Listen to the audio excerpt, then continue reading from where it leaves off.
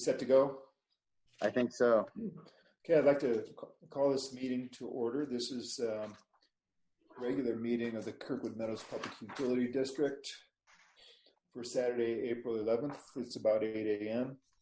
and we are doing this over Zoom. Peter, do you want to do the roll call? Sure, I'll give it a shot.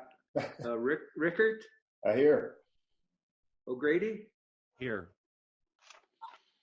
Epstein? Right here. Perot? Yeah. And Dornbrook here.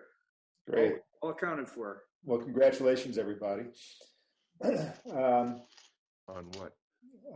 Congratulations for getting on Zoom successfully, on time. Eric, do you have announcements? Yes, so obviously we're being broadcast live over Zoom, and I hope everybody survived the little trembler we felt.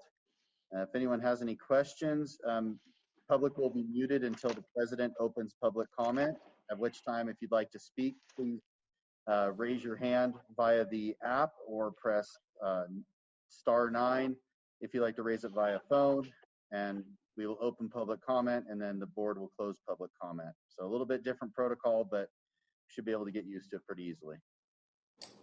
Yeah, just to elaborate on that a little bit.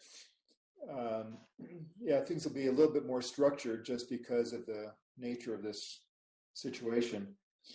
So what I would like is to do is on 8A and 8C, where there really aren't actions to be taken, we'll sort of do it like normal, but after staff has presented, I'm going to open up to public comment and then close public comment. And for the others where actions are necessary, what I'd like to do is have staff and committees give their reports. Then I would like to open it, well, maybe ask board for any questions and clarifications, but then I'd like to open it to public comment before the board discusses, gives their opinions, gives their thoughts, and takes action. So that's the way we'll do that. Okay. At this point, we could open it to public comment. If anyone has a comment on something that's not on today's agenda. Oh, no, excuse me. I'm sorry. We're on item 4, corrections to the agenda or consent calendar. Are there any corrections to the agenda or consent calendar? Hearing none, we'll go on to item 5. Any comments from the audience on matters not on this agenda? If so, raise your hand so that Eric can see. Okay, Eric, anything? I have to scroll through because there's quite a few people on, so I'm scrolling. I don't see that anyone has used the raise your hand function, no. Okay, thank you. Okay, item 6 is adoption of the consent calendar. Consent calendar has 4 items. The first is to approve the regular board meeting minutes of March 14th. The second is approve current consent for claims. The third is review receivables and shutoffs report. And the fourth is ratified declaration altering regular meeting location. Is there a motion to adopt the consent calendar? I move to adopt the consent calendar. That was Standish. A second? Epstein seconds. Okay, and I think we need to do roll call voting. So Peter? Aye. Bertrand? Aye. Bob? Aye. Standish? Aye. And Eric, aye. Okay, consent calendar is adopted. We go on to now to item 8. 8A is finances, and Kelly, you are hopefully unmuted pretty soon and on. Can you hear me? We can, but there's an echo. There must be more than one computer with mic.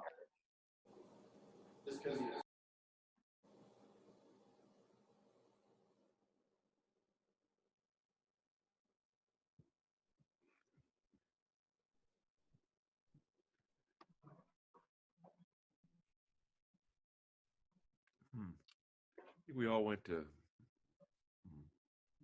Hello. Hello. this work? Hi, Kelly. Okay.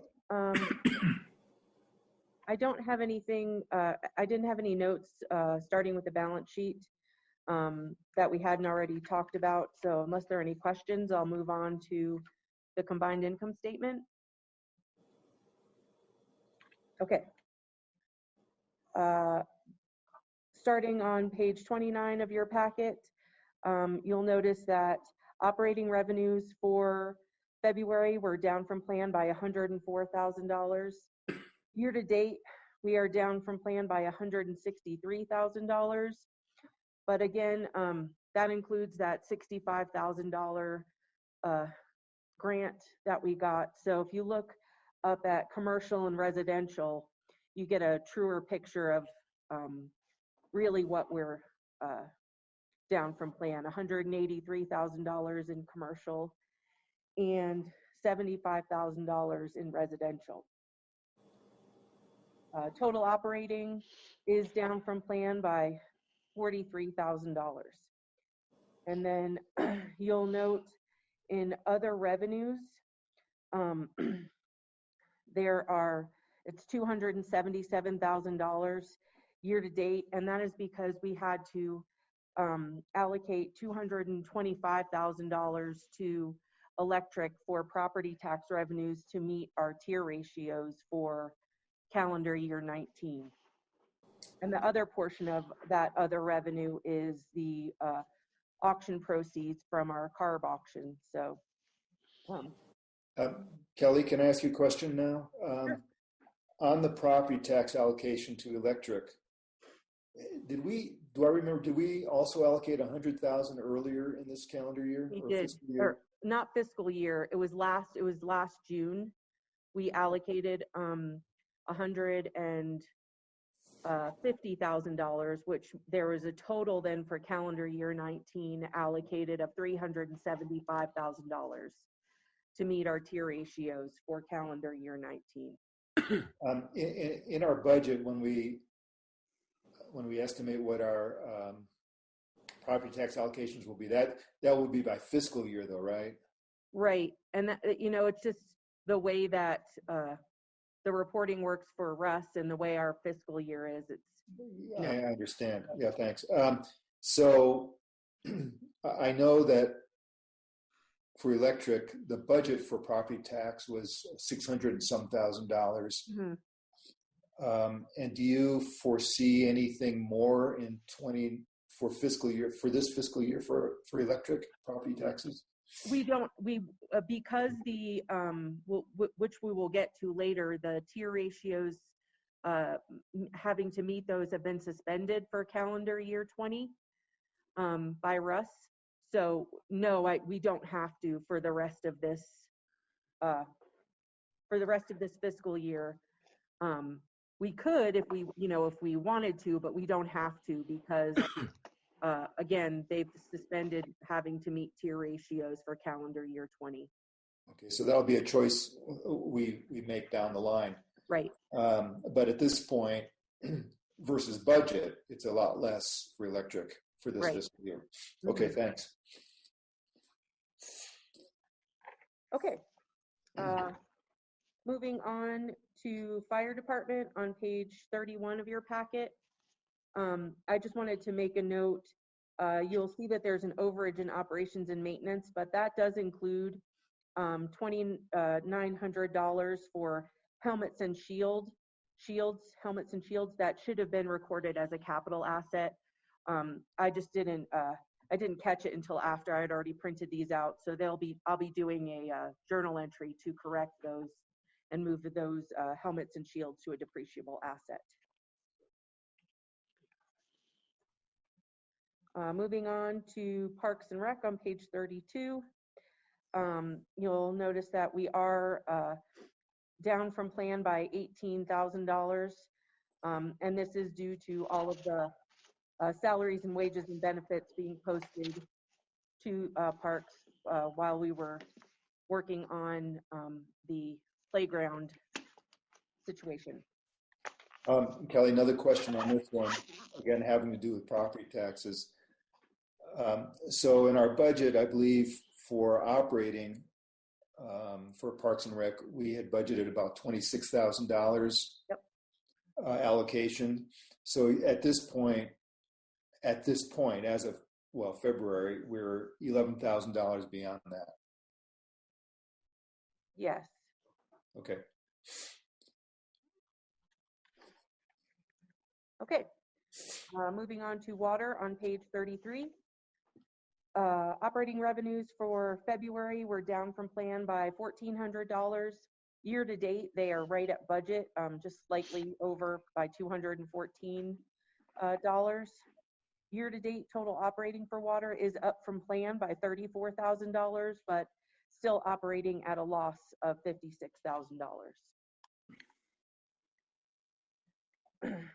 Moving on to wastewater on page 34. Operating revenues are just under plan by $602 for February. Year to date, they are up from plan by $5,200. Year to date, total operating is up from plan by $138,000, but again, operating at a loss of $58,000.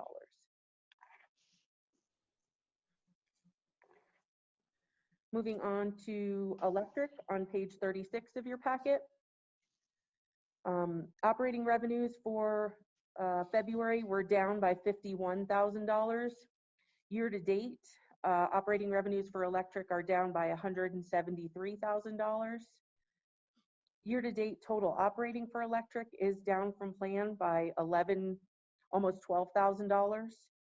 And again, you can see that property tax allocation in other revenues.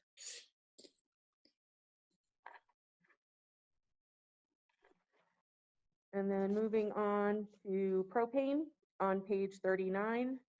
Operating revenues for propane were down for February by $55,000. Year to date, they are down from plan by $93,000. But again, because of the savings and cost of goods sold, propane is still up from plan by $19,000.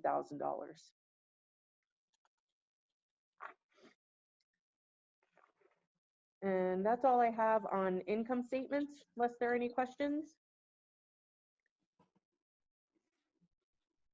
How do I say? Before you move on, I just want to see if there's any comment from the public on what you've covered on income statements. Eric, is there anything? Anybody raising hands? How do I?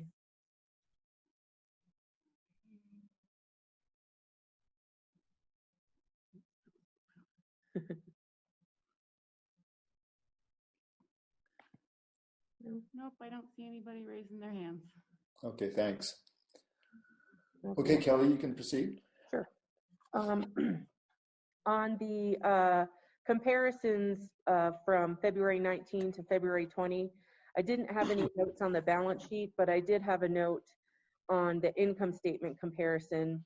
You can really see the large variance from last year to this year in commercial and residential revenues. Commercial revenues especially, we're down $381,000 compared to last year. So with no snowmaking and no snow, and now you'll see an even bigger variance in March when we get there. So I thought that was pretty significant and wanted to point that out. Why are we almost 1.5 million ahead in cash?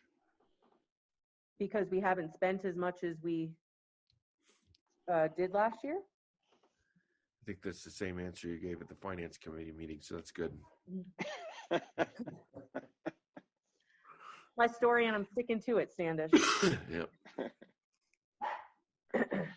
Okay. How do I? Bob, you're unmuted. You can talk. Right? No, I was just plotting. Oh, you were plotting. It looked like a raised hand. No, that was applause. Oh, Next time I'll do this, so you'll know don't want to talk. Can't find Yeah, I can see it right there. It says Eric Christensen raised his hand. Eric Christensen raised his hand. Okay.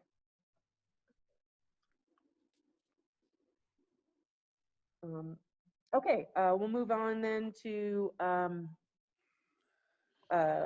March preliminaries. And you can see revenues for March were down by $114,000. And you can see year-to-date commercial revenues are down by $290,000 and residential revenues are down by $81,000. So pretty significant. Kelly, I know that the expenses aren't booked yet. That's just the budget. But I'm wondering if the formula for total operating this year to date is correct. The $2,093,000 seems like that shouldn't be that. It should be 7.6 minus 6.1 or something like that. Yes, I might not have updated my, because I have to export this to Excel and then do all the formulas myself, so I might have missed that. I apologize. Okay, no problem. Thanks. Really, revenues are the only thing that's actual anyway, so. Right. Okay. Any questions on March preliminary? Okay, moving on to cash flow. You guys probably can't see. There we go. For March, we ended with $2.8 million in total operating cash, which is up from plan by $1.1 million. And again, as previously discussed, it's just due to the fact that we didn't spend as much capital as we had planned. And this cash flow does take into account what we expect to see going forward with losing the second half of March.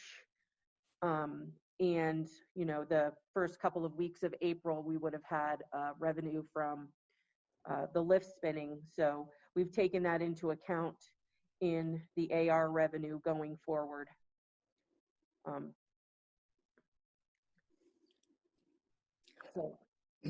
think it might be nice. I'm not sure where on this agenda we can do it. Maybe during the budget discussion. Well, maybe next time. But it'd be nice to know. It'd be good to know what has not been spent. What capital have we not done? And does that carry any risks for us for having not spent the money? Eric's gonna. Eric says we'll talk about it when we get to the budget section. Great, thanks. Okay, any questions on cash flow? There's no real variance past our fiscal year, right? I guess because you don't have a budget. Is that the issue? Right, exactly. Okay, thank you. Mm-hmm. Okay, moving on to the budget variances. The only thing that's been updated on this is the playground through, it's updated through February 29th, which matches what was on the playground P&L. Right. Okay, I'd like to take a moment to see if anybody in the public has indicated they'd like to speak.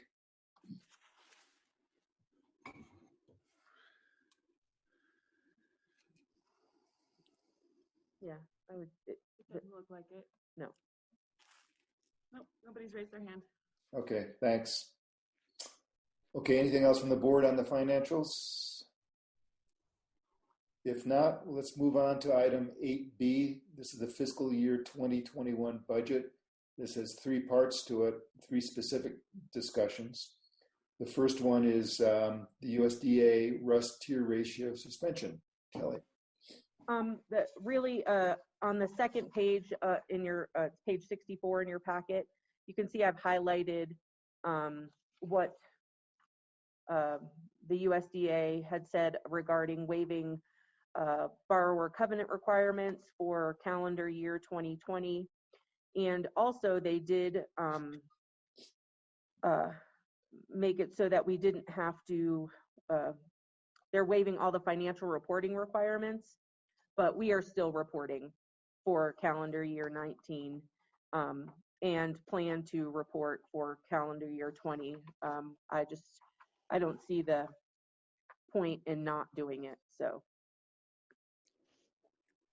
But the tier ratios definitely help. For budget assumptions purposes,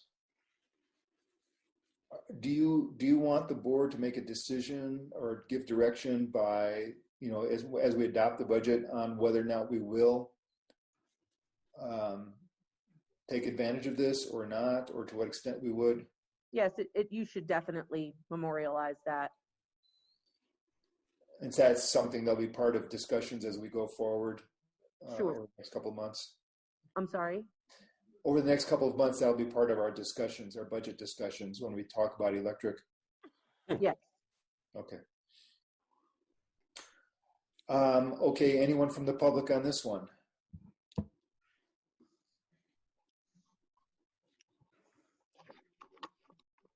Sorry to keep you moving around, Jess. It would have flashed. Nobody raised their hand. Okay. Anything else from the board on that one?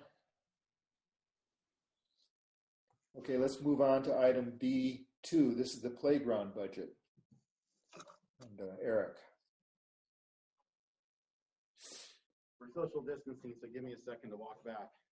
Okay.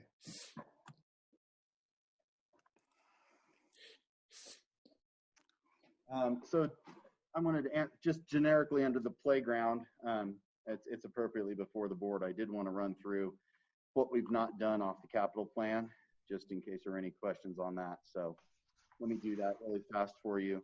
In terms of water, we did do the water model, but we've postponed the hydrology study for well 6. We did not replace any well pumps or telemetry controls, nor our annual distribution system valve replacement, but that would happen in the summer, but it hasn't happened yet if we do it.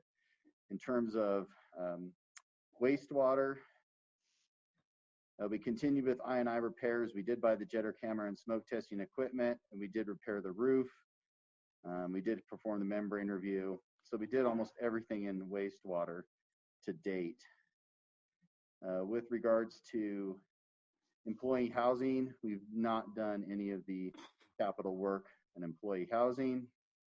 With regards to fire, we've done everything that was scheduled. With regards to electric, we have deferred the powerhouse concrete slab in the dirt room.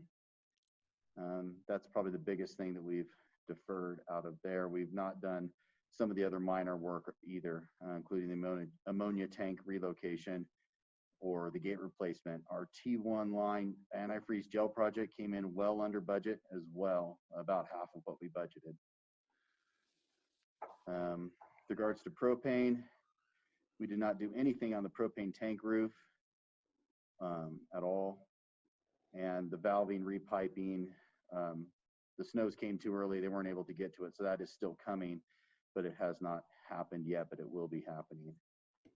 And snow removal, we spent, although we got the trackless for less than was budgeted, which was good.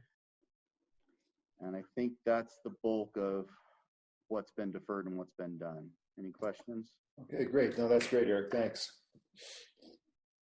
Okay. So at the playground, oops, I didn't realize that we didn't have. So as the playground, the playground committee did prepare a report similar to what was provided last meeting, but it's in your packet as well. And funds have been raised. About $38,500 have been raised to date. $34,500 have been raised to date. And we did receive an in-kind donation of a playhouse, which we have stored in the firehouse right now. And you can see the good visual rendering of what the plan is on page 77, for those of you who have not looked at it. Thanks to Corey for getting that done, and Bob coming up with the idea. So that's what it looks like, much better than my crude plan that Cheryl and I came up with. So looks much better. Well, one correction is I think we've raised $50,000. There's a check that's in the mail. We've received an email from the issuing organization. So I think we're good for 50,000.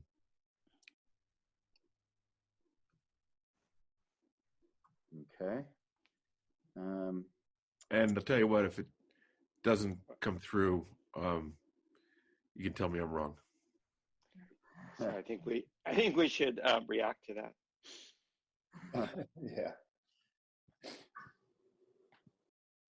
So we've applied for quite a few grants. We've been declined for 2 so far, and we still have a few pending. So fingers crossed we'll get those. We've been working with Bill trying to get a new lease since February. Unfortunately, they've not moved on it at all and are unwilling to give a commitment on the new lease until it goes through their legal counsel. So right now we're operating off the current lease, which is a 30-day notice of termination. And I think the real biggest question on budgeting purposes, which is what this really is about budgeting, is how is the labor to install the new equipment going to be paid for? And that's probably the biggest question out there, I think.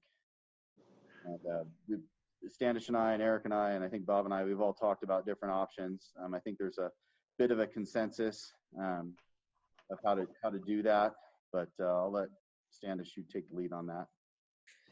Yeah, why don't we, Standish or the committee reporter, Bob, that would be great. Your thoughts? I'm trying to find where we are in this presentation, even though I authored it. Well, I think we raised about $50,000, 49,000 and change from approximately 8 individuals. And I think we'd sent out a letter of solicitation in February to people we thought could be lead contributors to this. And then, frankly, the world fell apart. So I haven't contacted many of the people beyond the 8 who have contributed to see if they wanted to participate. I think the playground committee, which consists of Cheryl Stern and my wife Ann and Bob Epstein and me, as well as Eric and Brandy, our consensus is we have a good design now. We have enough capital to pay for the material and the incremental cost for outside equipment rental for both phase 1 and phase 2. We recommend going out to the rest of the community and see if they want to participate. I'm optimistic that we'll increase the amount of money from $50,000 to some other larger amount. I wouldn't want to speculate, but in our initial offer, in our initial letters, we'd said we would like to raise $70,000. And in the last update from the committee a month ago, I had sort of proposed a somewhat complicated tier structure of, if we're able to raise this in funds from the community, then we would do that. If we're able to raise this in grants, then we would be able to do that. At this point, we've overperformed on fundraising from the community, and we've underperformed on grants. We haven't received any. We've got declined on 2, although it's early in terms of those decisions, so I wouldn't want to make any comment. I guess at this point, it's hard to ask the community to donate to cover salaries that would otherwise be paid, by the district out of operating revenue. That's just not something that goes over very well. I think if you were being asked to pay for salaries that are otherwise being covered by rates, you probably wouldn't donate. And so I had proposed at the last meeting that any excess funds go into a capital reserve budget for the playground. The rest of the stuff is going to wear out. It's 10 to 25 years old, so there is a legitimate reason for a reserve. Similarly, at the last meeting, I'd proposed that any grants go to covering salaries because, those are grants that were applied to by staff, namely Eric, with some help from the committee. And so I still suggest that. Now, since we're over the requirements for material for both phases and outside equipment rental for both phases, if the board or the community thinks that, we should use additional funds raised from the community to cover salaries, that's a discussion we should have. And maybe there's a middle ground, such as half the additional money raised from the community goes to a reserve fund and half goes to salaries. Meaning I'm all for a profitable PUD as the treasurer. Bob, did I miss anything, or Cheryl?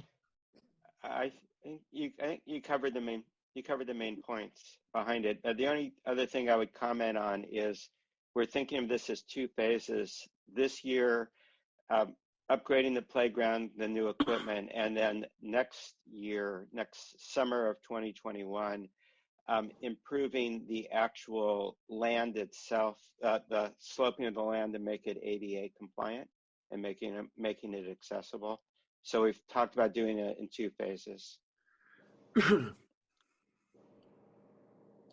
Anything else from the committee? No, I just really want to thank the members of the community that have participated so far. They've been very generous. Yeah, that's for sure. Eric, I'm going to go ahead and unmute Cheryl in case she wants to add anything. Great, thank you. Okay. Cheryl, you're on if you have anything you want to add. I do not at this time. I think Standish covered it. Great, thank you, Cheryl. Thanks, Cheryl. Okay, let's see. Are there any clarifying questions the board has of the staff or committee before you? I don't want the discussion yet, just any clarifying questions, anything you don't understand that you'd like clarified, board members. If not, then Eric, I'd like to open this up for a minute or a couple minutes to see if the public has anyone in the public has something to say about this. Okay. I'm scrolling through to see if anyone's raising their hand.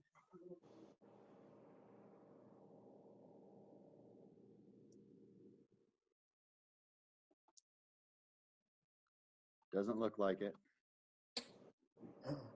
Okay, then I'll bring it back to the board for a discussion. I guess we're looking for some direction on this. In fact, I think there were several questions at the end of the presentation. Is that right? There were several questions. The three questions are, since we raised donations to cover both material and equipment, will the district contribute the labor to install it? Second question is, if we raise donations, should they be used for a playground reserve fund for future furniture equipment purchases or something else? If we receive grants, should they be for labor, a playground reserve fund or something else? So board members, appreciate your thoughts at this point. Yeah, I have a question. This is Peter. Okay, Peter, sure. Given the coronavirus situation, is it realistic to think that we can even have a playground this summer? Yes. So staff, which will consist of ostensibly 2 people, can social distance to some extent and wear masks as per the Alpine County health officer. So yes, it's possible that the existing equipment could be constructed. The new equipment, I don't see an issue with that as long as they practice for social distancing. Really? It seems like most of the playgrounds have been cordoned off in the state. Well, I think there's, Peter, I think there's 2 questions. One is, can we do the construction?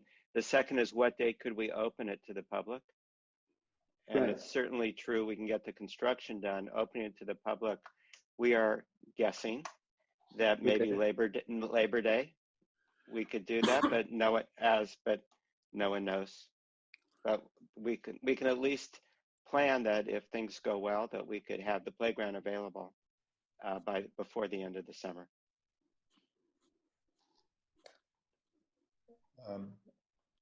Okay, Peter, thank you. Any other thoughts, Peter, that you had on this? Well, like everybody, I'm nervous about us running short of money this year. Especially, I'm concerned about property taxes. we're kind of at the bottom of the food chain, and I would anticipate that there's going to be a shortfall of people paying their property taxes in Amador and Alpine County. And are we still going to get what we're supposed to get from the county? Peter, the Finance Committee talked about, I guess the Playground Committee talked about this a little bit. Okay. And under the assumption that we want to maintain our employment, that we don't want to disadvantage any of our employees, the first issue is how do we allocate the labor? So the suggestion is that we allocate enough labor to get the playground done. The second thing is we have some protection against property taxes being lower because Russ has relieved us of any obligation to use those to cover the tier ratios.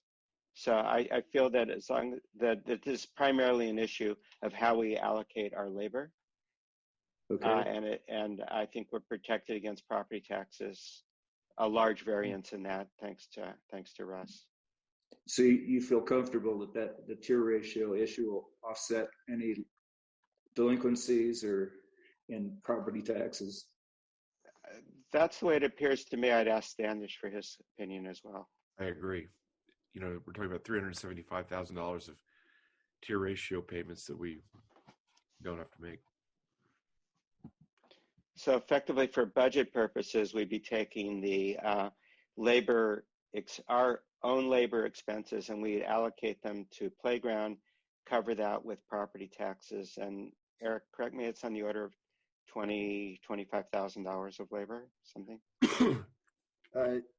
If you're only considering phase one, I think that's pretty close. Yeah, and I'm only talking about phase one. Phase two would be in another lifetime. All the way to next year. I mean, who knows? You're correct. And I think the other thing that finance talked about, and Standish and Bob hop in here, but assuming the tier ratios are allowed to be forgiven and not adhered to in 2020, the Finance Committee's consensus was the first priority would be wastewater, second priority would be water, and then I can't remember what third was, and then playground was fourth. Was third fire, Standish or Bob? Do you recall what the third? That sounds right, yeah. In terms of how to allocate, and then everything else trickles down below that.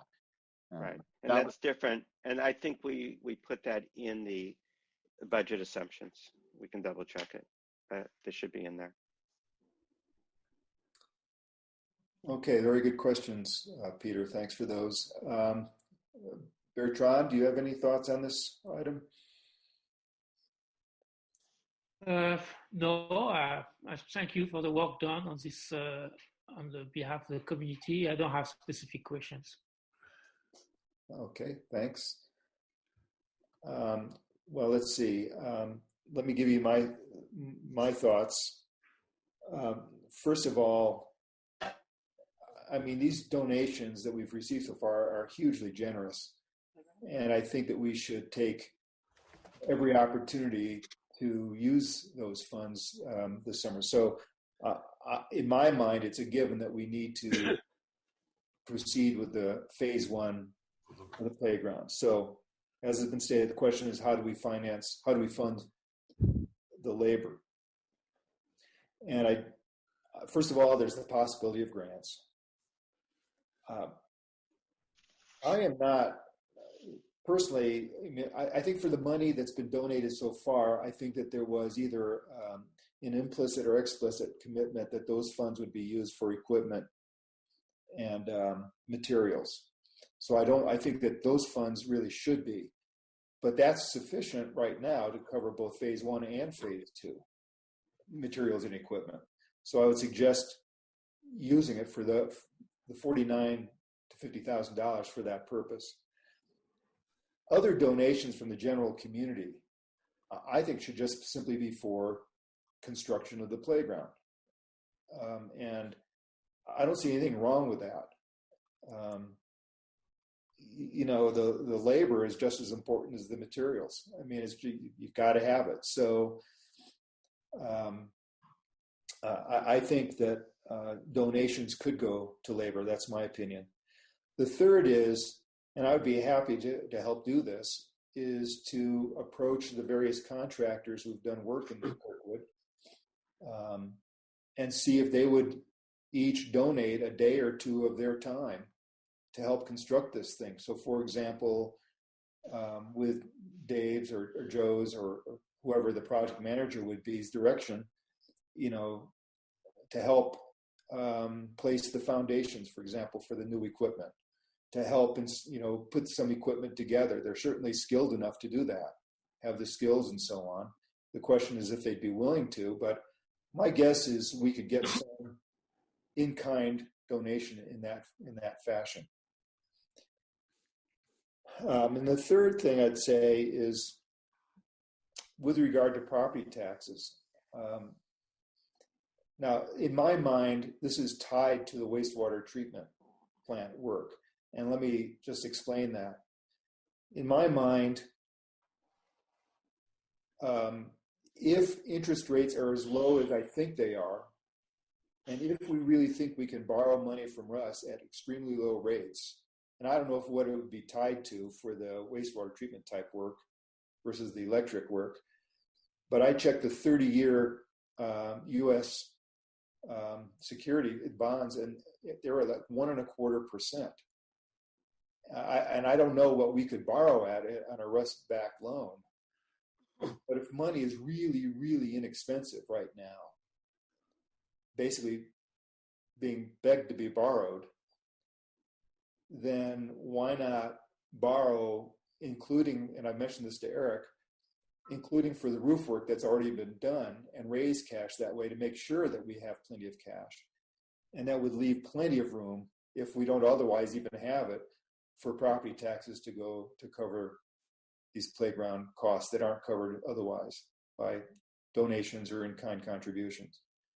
So I think that there are several ways of funding the labor. And we just need to work at those ways. But I think it's a little bit tied to the wastewater treatment plant funding. And I absolutely do not want to go through another winter with the controls in that wastewater treatment plant the way they are. They have got to be fit. It's got to be replaced. It's got to be modernized. And it's got to be modernized this summer, I think.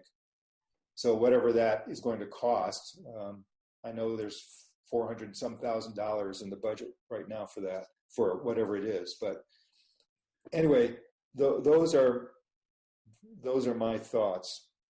We should be able to do this through a combination of all these 3 or 4 methods. We should be able to fund the phase 1, 25,000, whatever it is in labor. It's not that big of a number. So any other comments from the board? I agree that labor could be paid by grants and donations. I think it's as part of the project and materials. Don't have an objection to that. Okay. Standish, would you have a response to that, since I know you had some thoughts on it earlier?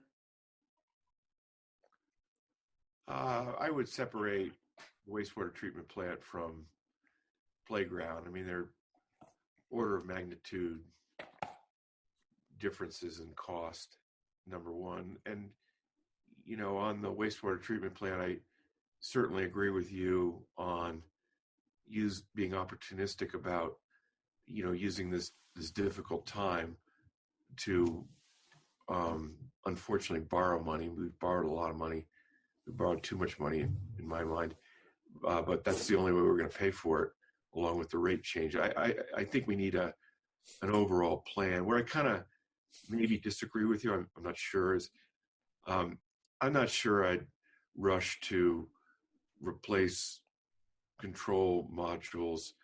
I'd prefer a holistic plan, both, what we want to do in terms of an upgrade and how we're going to pay for it. And I prefer that plan sooner rather than later.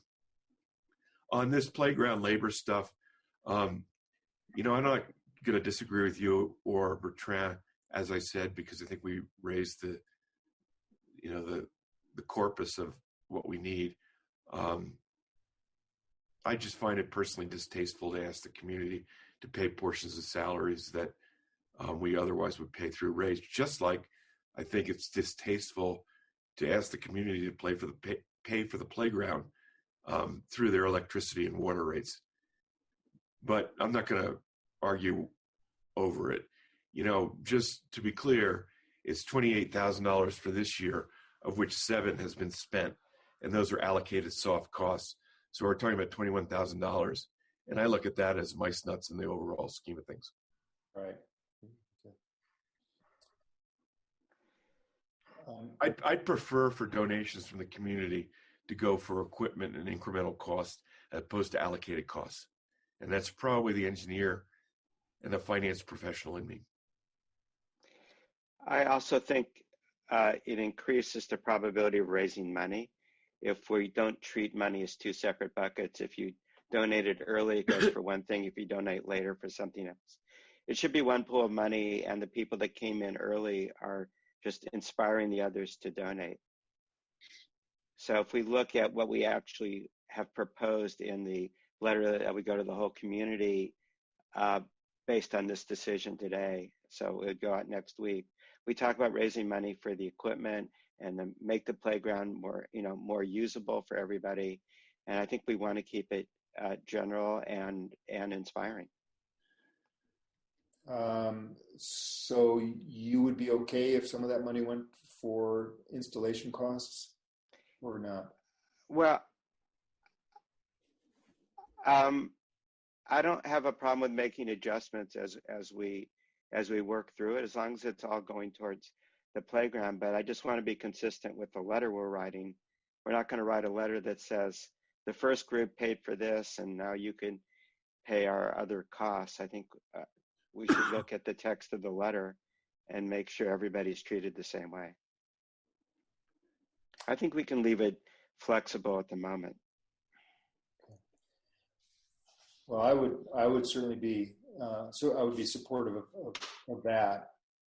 I mean, I think that there's wisdom in having a reserve fund, but raising money to say sometime in the future it's going to replace a piece of equipment that goes, that is end of life, then I'm not sure that that's very appealing, really. No, we can all look at the letter. It's already written. I don't really want to change it, but we would create a reserve fund for the board's discretion to use in the way we think is in the public's best interest. Yeah. And we still have the ADA improvements that are part of the original project as proposed that is going to require significant expenditures. So yeah, any excess that comes in now would be used next year, hopefully, for the ADA improvements. Right. But my understanding is that the money that's already been raised covers materials and equipment for both phases. Correct. So any additional, if it's not going to the installation costs, is for reserve. Right. And so it would be saying to people, don't worry, in 5 years, you may actually see something that comes from your donation. And I think it'd be more appealing to say, you're going to see something by Labor Day as a result of your donation. Anyway, the flexibility, I think, is important. That's what I guess I would favor at this point. There's money. You're being. Any other thoughts from board members? Yeah, I have a question. Is the location of the playground still an issue? Is that still up in the air, or has that been resolved? No, it's going to stay where it currently is. There was specific plan issues with the new location that were problematic. Okay. But what's unresolved is we want a 25-year lease. We have reasons to believe that Vail will do that, but they haven't prioritized their legal department to work on it. So that's still an outstanding risk that I think we're prepared. I think our judgment is we're prepared. It's a small risk and we're prepared to take it. You feel comfortable that that's where the playground will stay, where it in its present location? Yeah. So if we're spending money on labor, you don't want to. You want to know that it's money well spent. Right. Okay. I'm a bit more cautious than Bob on whether the lease will be resolved, to be honest.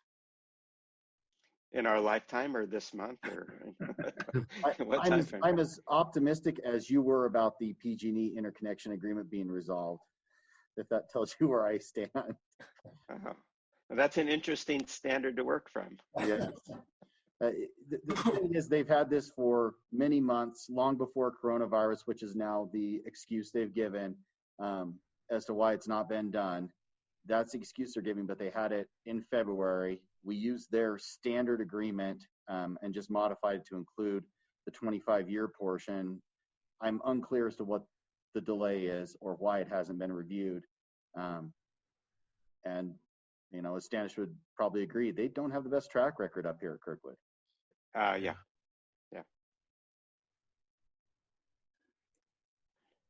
Well, given all those cautions,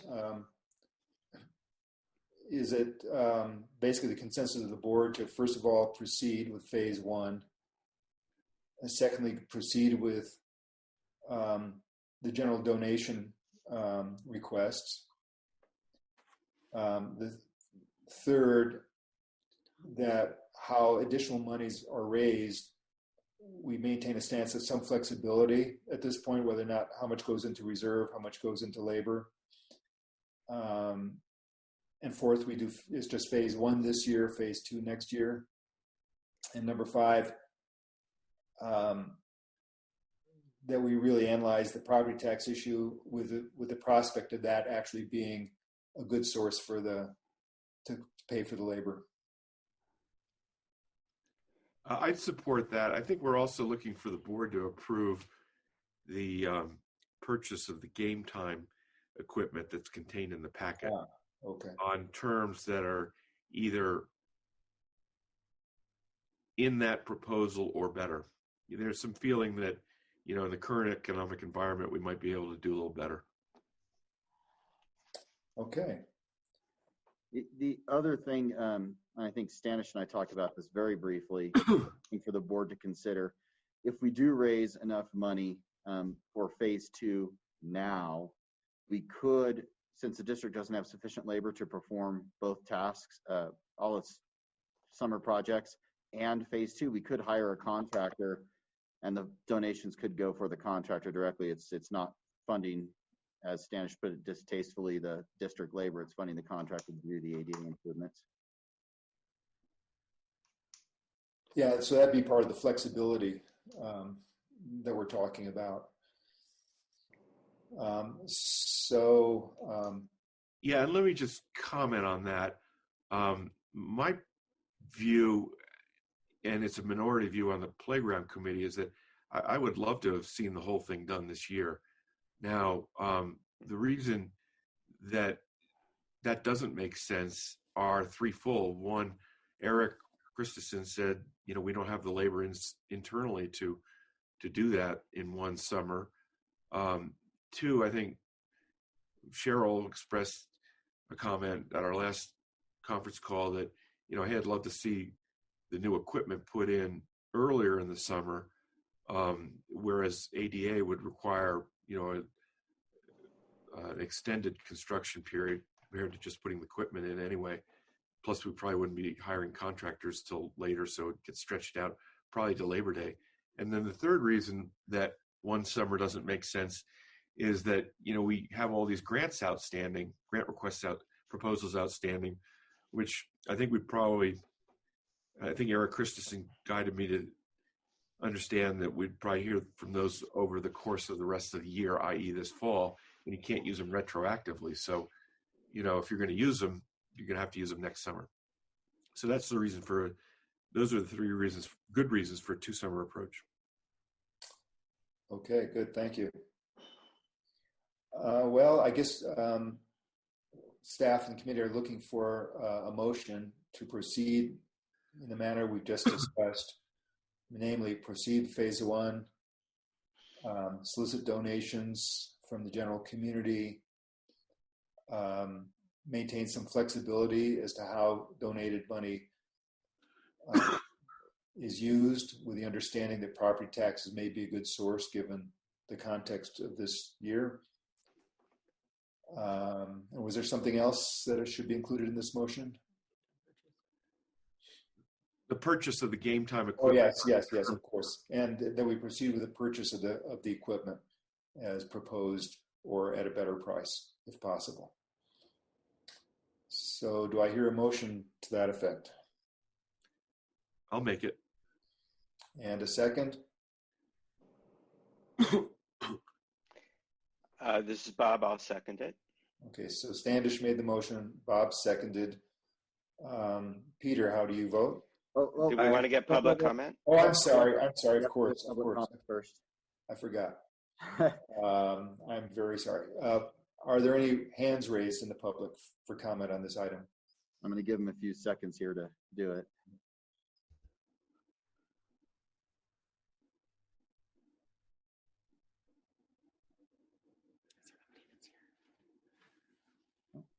There are 19 people. They can hear you, Standish. No, we can't hear him. I don't see any hands, President, so I think you can close public comment. Okay, thanks very much. Anyway, we have a motion and we have a second. Peter, how do you vote? Well, considering how generous people have been with donations, I vote aye. Thank you. Bertrand? Aye. Bob? Aye. Standish? Aye. Eric? Aye. Okay, so that gives good direction there. Let's go on to item 3, which is the fiscal year 2021 snow removal budget. I assume these are for assumptions for the budget process. Eric? That is correct. So all this is strictly a discussion of the budget and the methodology under which we're going to operate. So I've included 2 items in the packet, and you can see the adopted snow removal budget for the current fiscal year on page 89, and I've gone through with the real numbers and projected out for the rest of the year where we're going to end up at. And I've made some changes, particularly to the capital expenditures. I pushed the new trackless back another year. Otherwise, it was too burdensome on rates. And so all I'm looking for at this point is 2 points of direction from the board. One, do we want to keep the same model that was adopted by the board in terms of labor expenditures, et cetera, and equipment? Do we want to keep that? And if so, this budget reflects that. So do we want to adopt this budget? So moving forward, it makes it easier for us to go through the snow removal. This has nothing to do with allocations, driveways, HOAs. All this has to do with is the budget, and that's all we're looking for direction on. Okay, are there any questions from the board on this before I open it up to the public? Well, my question is, what am I seeing a significant increase in revenues in this proposal? No, you're not, because they're staggered. One's lags by a year, so you have to move a column over, Bob. So last year we projected we'd have $699,000 would be the total revenue, and we're projecting $696, so $3,000 less. Are we on? I'm just not quite following you. We're on page 89. Is that correct? 89 and 90, both. You have to look at them both. So 89 is the adopted budget from this current fiscal year, and page 90 is the projected budget. So everything on page 90 shifts by one column to the left. Okay. So there is no significant increase. In fact, there's a $3,000 decrease in revenue, and there is an increase in expenses, but that's because of the interfund loan payback. But you'll note that we didn't have to take the additional loan as projected in the other. So basically, I just moved everything forward and brought it current. So there's really no difference. When it says budget in this year, so budget 20 is 2020 through 2021? Or is that the ending year or the beginning That's year? the ending year. So that's 19. So budget. Oh, well, that's my confusion. Sorry. Okay.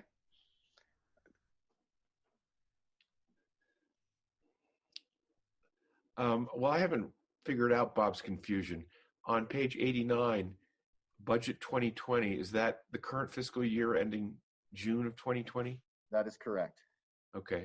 So then on page 90, It moved over a couple columns. sure. Okay. So you're looking for support or comment on budget 2021? Yes, this would be the budget as we go into the 2021 budget cycle for snow removal.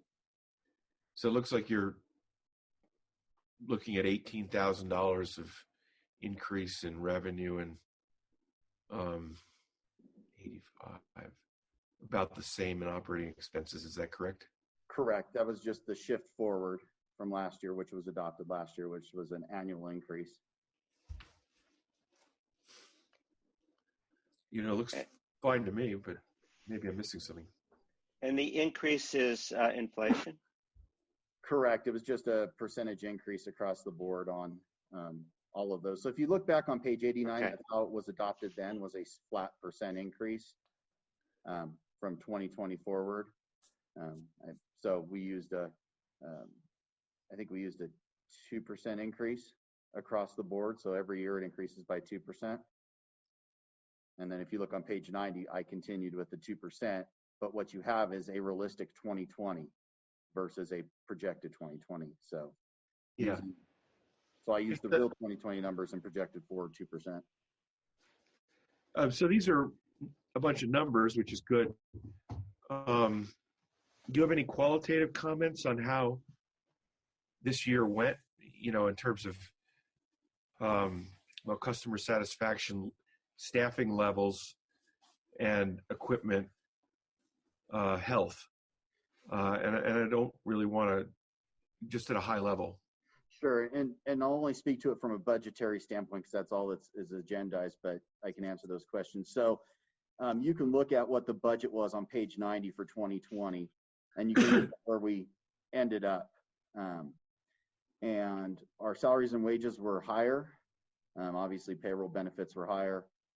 Operating expenses were a little bit lower, but not significantly. And there was no interfund loan payback. So basically, our budget was relatively on target for the model of service that was adopted by the board. Qualitatively, subjectively, aside from the equipment going down in December, I think we did pretty well the rest of the year. The comments I've received, at least, you know, any comments I've received have been relatively satisfied, the exception of a couple about staff experience and whatnot, but that's a managerial issue, not a board issue. But that's about all I've received so far in terms of comments. The equipment, sorry to answer the third question, the equipment, we had more problems with the equipment than we expected this year. I think the fact that we have a good new mechanic, he's able to diagnose those quicker, but he's also finding more than was found historically. So we're on a good track with that, and I think it'll continue to improve year by year with him as a mechanic. Well, from my immediate neighbors at least, I don't know what Standish heard in East Meadows. I didn't hear any criticisms or complaints this year. Now, of course, some of the months weren't as challenging as the prior year, but December and March, I really didn't hear any complaints. May I say there was no snow beside December and March? Well, that's right. That's what I said. Even though there were a couple of months without that weren't very challenging. Yeah. But nevertheless, December and March, where there was snow, I didn't hear any complaints. So my concern will be the following one. So we basically are on budget, but we had actually a fairly small snow year. So are we equipped for a big snow year? And I thought we were going through these expenses to prepare for bigger year.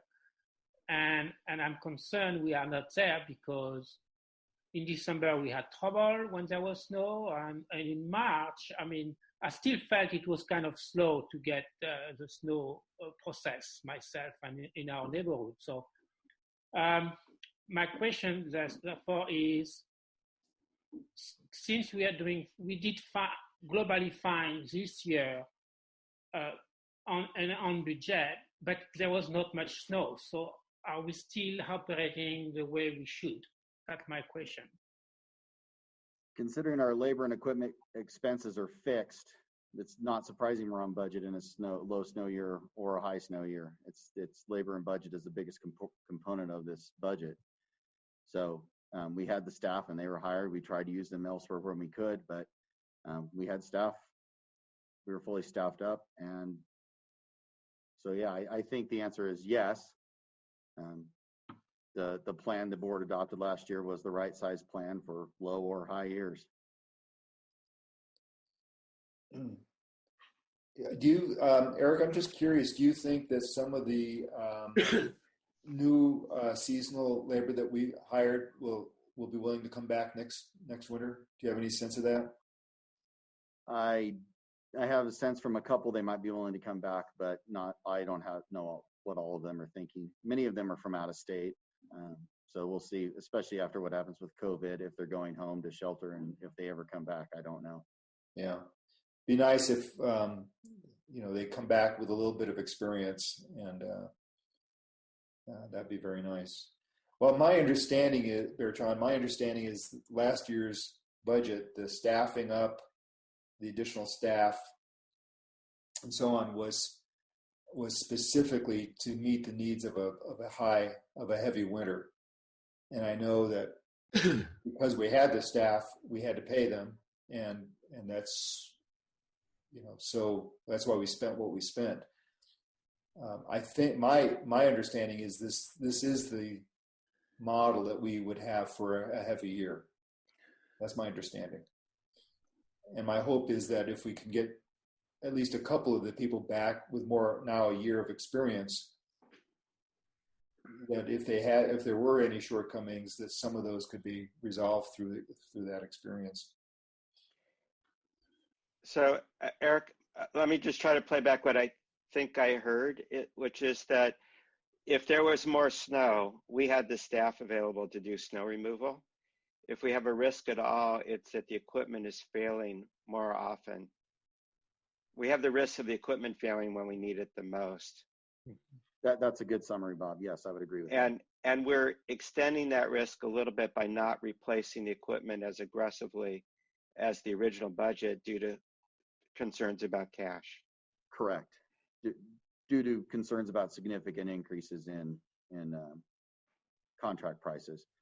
That's why I pushed the trackless out one more year. Otherwise, it would have not followed the 2% revenue increase model. Right. Well, I would support the proposed model. I think I'd like to see an equipment get well program. Yeah, no, I concur. I mean, we have a good mechanic, and he's been pretty aggressive. And he actually did provide that last year, and he worked on it all through summer, which was much more than we anticipated. So he's well organized, and when he produces another one this summer, I will share that with the board. Yeah, I guess what we'd like to see is for each piece of equipment, what level do we think it is in terms of its life? Is it at the end of lifetime? Is it solid? Just some sense of where we are in the equipment, because I think to follow up on Bertrand's questions, I think that's our risk exposure is, will the equipment work when we need it? Correct. Okay, I'd like to take a few minutes and ask if there's any comment from the public. Oh, on snow removal, never. Yeah, right.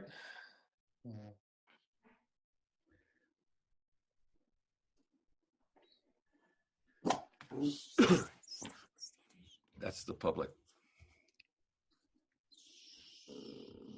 Quiet. Hi, Chewy.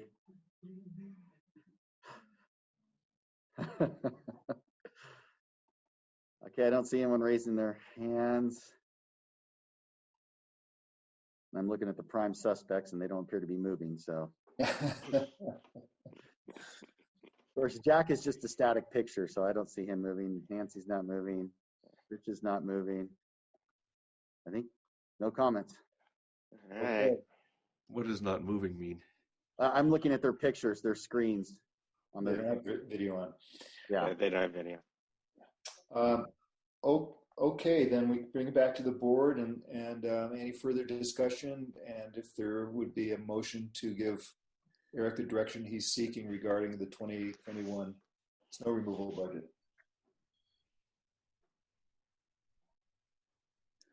I'd support giving Eric the direction he needs with respect to the 2021 snow removal budget.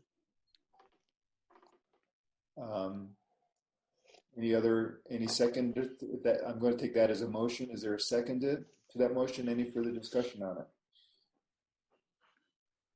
Well, I'll second that motion. Then Peter, how would you vote on this? Aye. Bertrand? Aye. Bob? Aye. Standish? Aye. And Eric, aye. Okay, you've got your direction. Thank you. Let's move on to 8C, performance reporting. Is Brandy on board? Yeah, good morning. Oh, hi, Brandy. Hi, good morning, everyone. Good morning.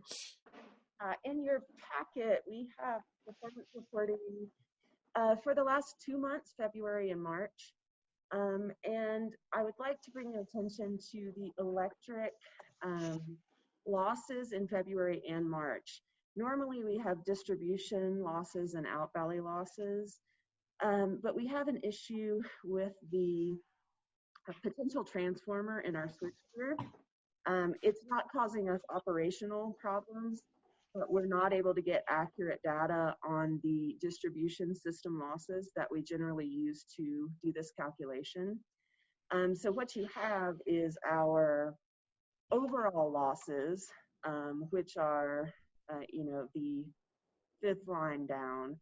And then you have our overall unidentified losses, but we don't have the breakdown that we normally see between distribution and out valley.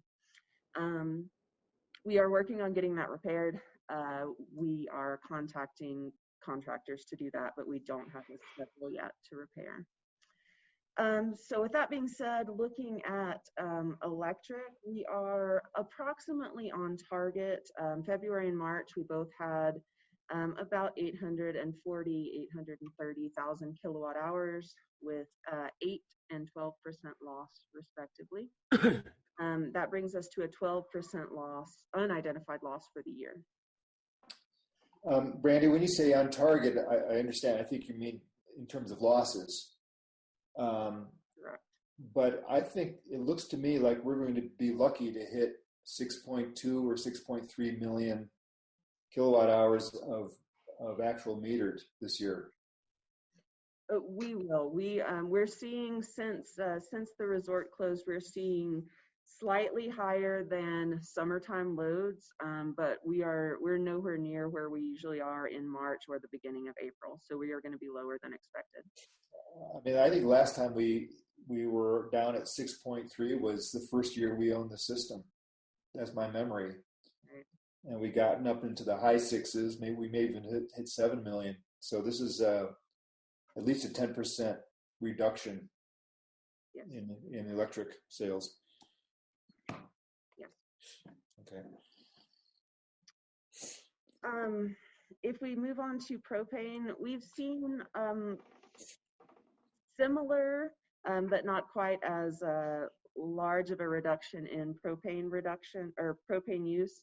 It was cold and snowy in March, so even though not as many people were here, a lot of heaters were on, so we did keep relatively healthy levels of use.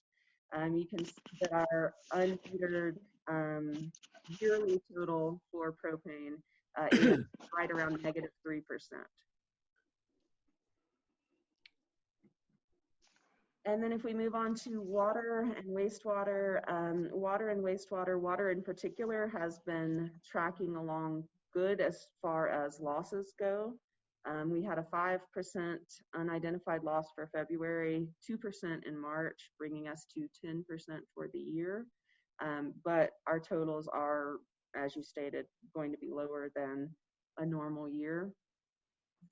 And then lastly, for wastewater, we had a higher uptick in February of influent metered at the plant. So wastewater coming into the plant, it leveled off a bit in March with lower occupancy.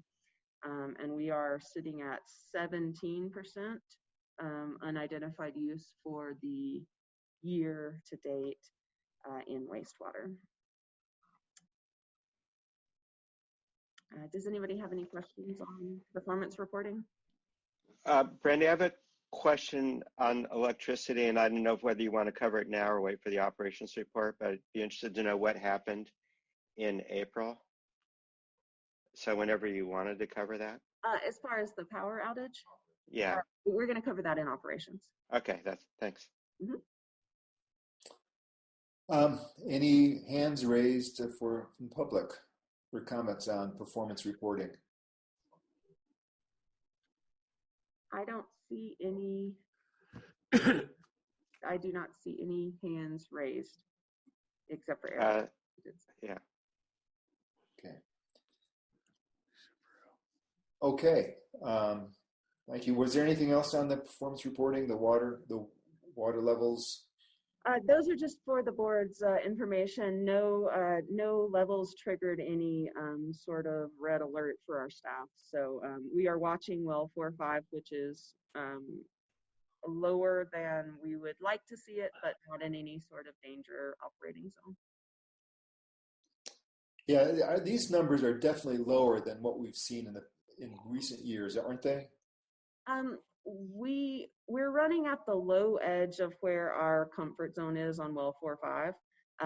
When I talked to Derek about that, his comfort level is right around 120 when he starts to become nervous and try to pull back on operating. So especially in March, there were a few days where we were below that, but we scaled back use of that well to compensate.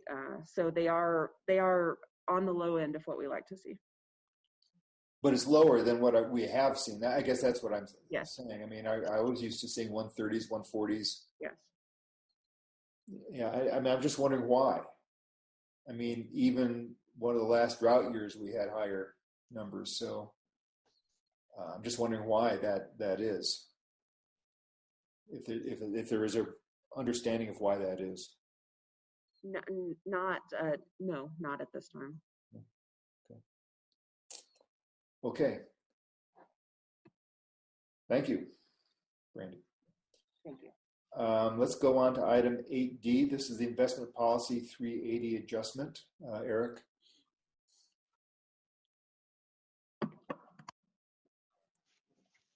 So this was considered by Finance Committee. You'll recall that we recently adopted the new investment policy not too long ago.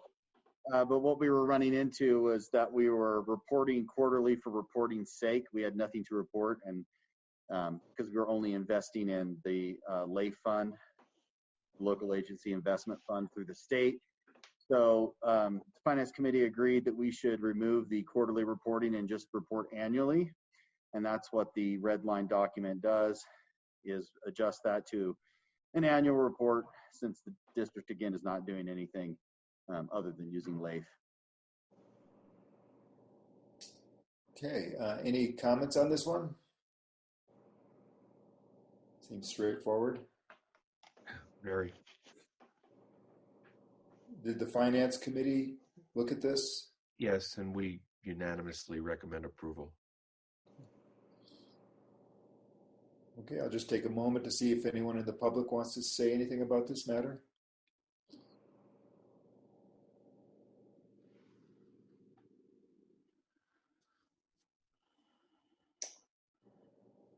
Okay, no one? Okay, entertain a motion to adopt the revision to investment policy 380. I move we adopt the change to the investment policy. And that was Bob. Is there is there a second? I'll second it. That was Standish. All in favor? Let's see, Peter? Aye. Bertrand, Aye. Bob, Aye. Standish, Aye. and Eric, aye. Let's move on to AE, the Summer Festival. Discussion and possible action.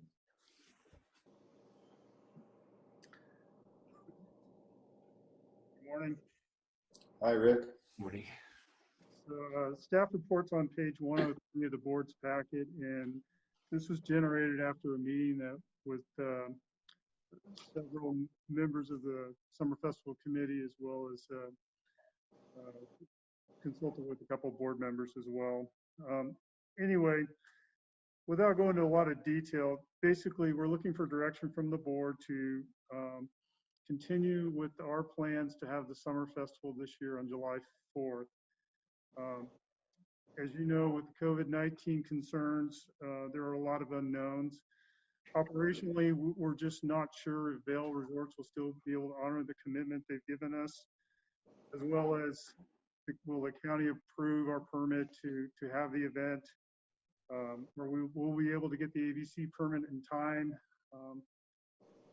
And as you can imagine, just general concerns of gathering a lot of people together and making sure everybody's healthy and safe. So again, if you look through the staff report, we've got operational concerns, we have fundraising concerns, how do we work with the silent auction? Luckily this year, the silent auction is going to be online, and maybe that's an advantage for us. But all in all, we really just need direction from the board and consideration from the board on whether we want to continue to have the event. And then I've also included some options of things that we can do rather than having the event. And these are, we could reschedule the Kirkwood Summer Festival to another date, and that would be to be determined. We could cancel the Summer Festival. This is option 2, but still send out a monetary donation letter along with having an online silent auction. Option 3 would be to cancel the Kirkwood Summer Festival and direct staff to make a request to the KCA, who hosts the annual Labor Day Chili Cook-Off, and somehow combine the event and or share that event with the Kirkwood KCA.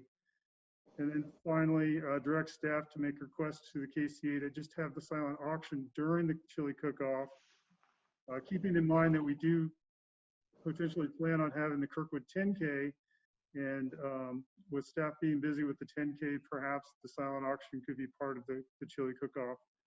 But again, there are a lot of unknowns, and so I just open it up to board comments and discussion.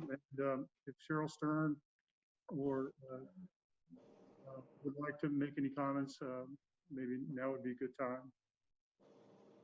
Yeah, Cheryl, are you? Let me unmute her for him. Thank you. You're going to do this. Over till you get to Cheryl.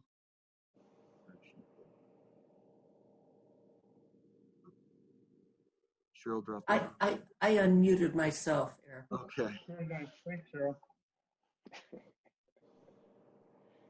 Cheryl, go ahead. If maybe you'd like to give your thoughts. At this point, I don't think we know what's going to happen, and I was hoping that we could delay canceling the Kirkwood Summer Festival over the 4th of July weekend for another month to see how things pan out. But in my conversations with Rick and Jessica yesterday, they were not in favor of that.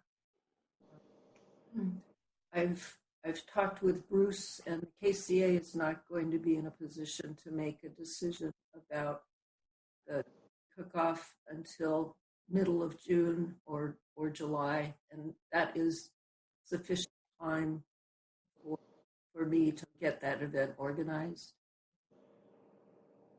I don't know that Anne's and my plan at this point for the silent auction would be to open that up like at least a week in advance before the 4th of July. And Anne and I haven't really talked about how long we would keep it open. Invite Anne to speak up on that, but it need an event to And, we'll be asking the district to do some community messaging to point out where people go to register online and things like that, and to share the catalog for the event as soon as we open the auction. Experiencing some success in recruiting items for the silent auction. And as usual, my thoughts are not very organized here.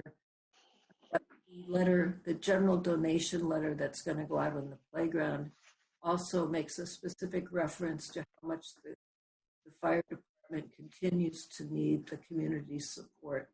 So while we're asking for money for the playground, we're also reminding people in that letter and that the fire department has specific needs, and to weigh that in. And I'll let Bob maybe speak to how I hope that he fixed the letter so it's a little more eloquent on that point. But we made an effort to put that in. Okay, Cheryl. Well, thanks. Anne, do you have anything you'd like to add with regard to the silent auction? Well, I think that fortuitously it's going to be online, so we can do it even if the event does or doesn't happen. I think that's about all that needs to be said. I just don't see the actual physical event happening on the 4th of July. And I would like to see it happen at a future date, but that's it. Okay, thanks. Okay, so, Bob, did you have anything else to say?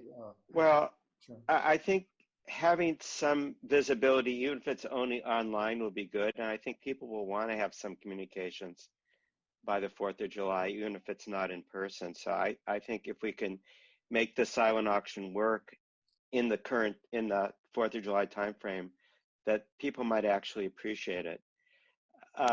If putting KCA aside for a moment, which I don't want to do, but just if that weren't a factor, I would be proposing that we do it on Labor Day and celebrate the opening of the playground and have a community event at that time. But I don't want to do it on top of KCA. It would have to be done in conjunction. And I understand their desire to wait until later to decide, but I don't really see us having a 4th of July physical event. I think that's way too risky in terms of what the COVID environment will be at that time and how quickly we'd have to scramble. And we'd be very dependent on Vail making decisions.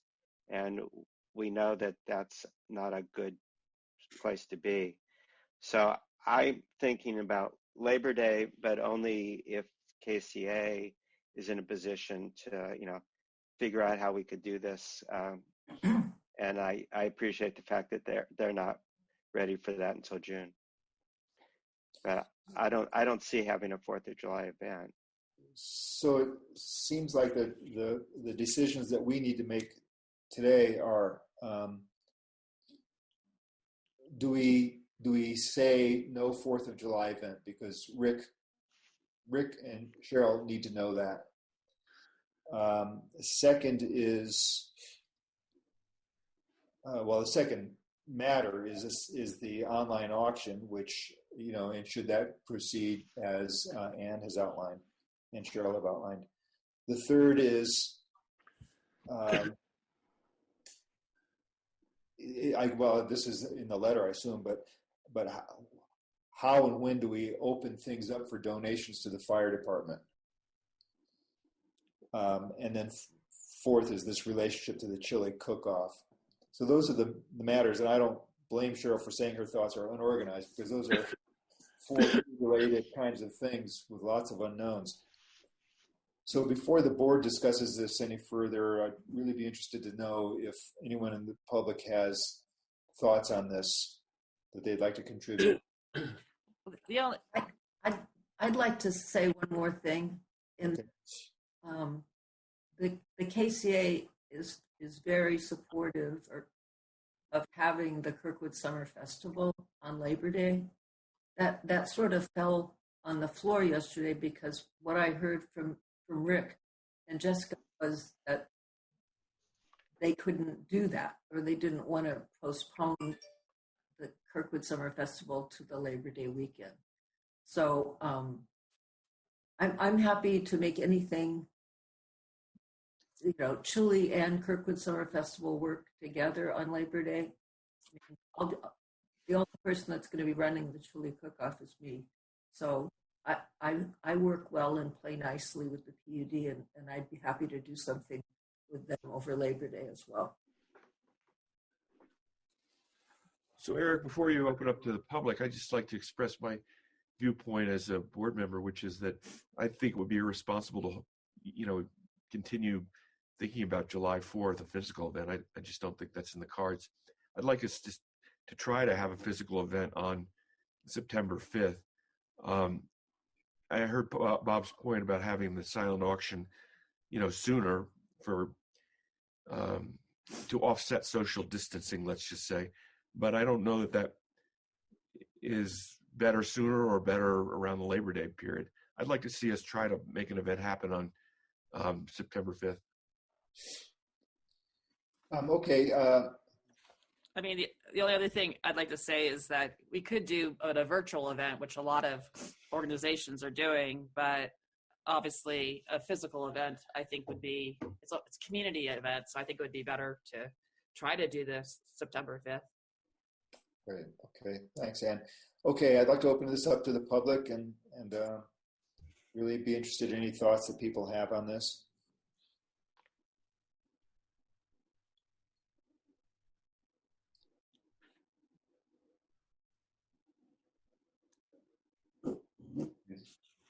Or any hands raised, any indications of wanting to?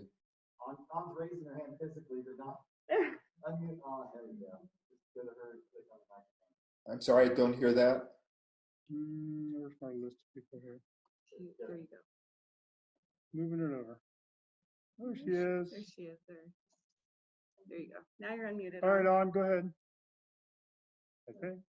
Yeah, I think actually Ann's idea of having a virtual event, or just at least exploring what options there might be for that, because I think people are getting really used to having to do things online now, and by the 4th of July, I think people could be comfortable having something, and maybe there could be something really fun or unique that we could do, whether or not we're able to do the Labor Day physical event. So that was one thing that I thought might be worth at least exploring, to see if there could be something fun. Another is the idea that we're promoting raising money for the fire department. Maybe there are other additional things that we can do to really hone that in and express that, whether it be, I know that there's, we have to respect people's privacy in the fire department, but interviews or stories or something where we're like really presenting, or information about the new equipment we want to get, so that we're really focusing on what the purpose of this is. And that could go along with the auction or the pre-messaging that we'll be doing, to whether it's on the 4th of July or on Labor Day, to get people involved in the auction. One of the things that I've always hoped for is just kind of a short tip sheet on what to do if there is a wildfire in the area. Maybe the fire department can put that together, and maybe those laminated cards could say, for $5 donation, we'll send you this laminated card by your phone in case there's ever a fire, because at least personally, I'm always unsure about how to handle things if I smell smoke. So I think that having that information is something everybody, that might be something, an additional way to raise money. So I feel like if we could explore more online options, because people love the 4th of July and they love the fundraiser and want to be involved. And so maybe there's a way to virtually be involved, and then hopefully physically be involved on Labor Day. Thank you, Ann. Good thoughts. Thank you. Okay. Anyone else would like to speak on this? I'd like to say something. I'm standing behind right Yep. here. This is Jump in Jess. here, Jeff, and then I'd like to say something after Jess. I just wanted to express my concerns about pushing it forward to Labor Day. That's going to be really hard for staff as far as planning the 5K, 10K, and doing the summer festival off of its normal time, it will be a burden on staff. That's my only concern. It's not something that couldn't be done, I don't think, but it will be hard. Okay, thanks, That's my Jess. only concern. Ann? So is it something where I think Bob Epstein had made a point at some point that we would just probably do one event, but do we need to still do the 5 and 10K, or is that something that can be, if we do this big festival, do we have to do all these smaller events too? Can we just try to combine everybody into one big event without stepping on toes? Rick, I know you had a perspective on that you mentioned to me. So let me take one step back. My recommendation is, yes, we canceled the summer festival for July 4th. If you're not aware, the Death Ride, which is on July 11th this year, was recently canceled due to health concerns and public safety and the uncertainty of what's going on. I feel, and staff's recommendation is that we try to keep the Kirkwood Festival, Summer Festival, Chili Cook-Off events status quo, meaning that they are unchanged. That people people who come to Kirkwood every summer expect certain things to happen. The Kirkwood 10K is over 37 years old now, and so there's certainly people that love that event and want to come back to it. The Chili Cook-Off is another standalone event that people look forward to, and by combining all the events, not only is it challenging for staff who is, doing board meetings and getting ready for a holiday weekend with a lot of customers. I can't guarantee that I'm going to have enough volunteers for the fire department to support the event, meaning that I'll have to draw from district staff to do the event. And there's so much unknown, along with, will Vail Resorts and the parties involved that gives us approvals, will they allow us to do such an event? They're not in the room, they can't say, but again, I guess staff's recommendation is to cancel the summer festival on the 4th, continue with the monetary donation letter, as well as the silent auction, and then also continue right at this point with the Kirkwood 10K, but not combine the events, not have a super event that it will be taxing for our staff. Okay, thank you. Bob, go ahead. Well, I never thought we would do 3 events. I thought we would cut it down to less than 3. Not that we try to do all 3 on the same day. So I'm happy to have a discussion of whether it's more important to do the 5K, 10K, or the fire department event. But it would never occur to me to try to do 3 at once.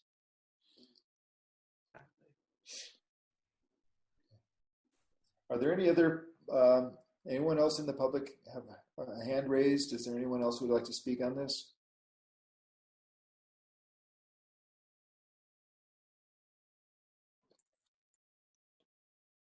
Rick, are you able to see, or is Eric looking, or Jess? Yeah, we're not seeing anybody raise hands.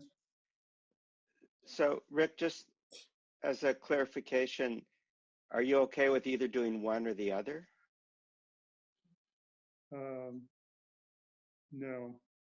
Okay, so tell me, make sure I understand your viewpoint. You would just do the 5K, 10K? Yes. Having lived through doing the 5K, 10K in the Chili Cook-Off in years past, it was very, very challenging. And with that experience, I recommend that we have one activity that the fire department, the district, is responsible for.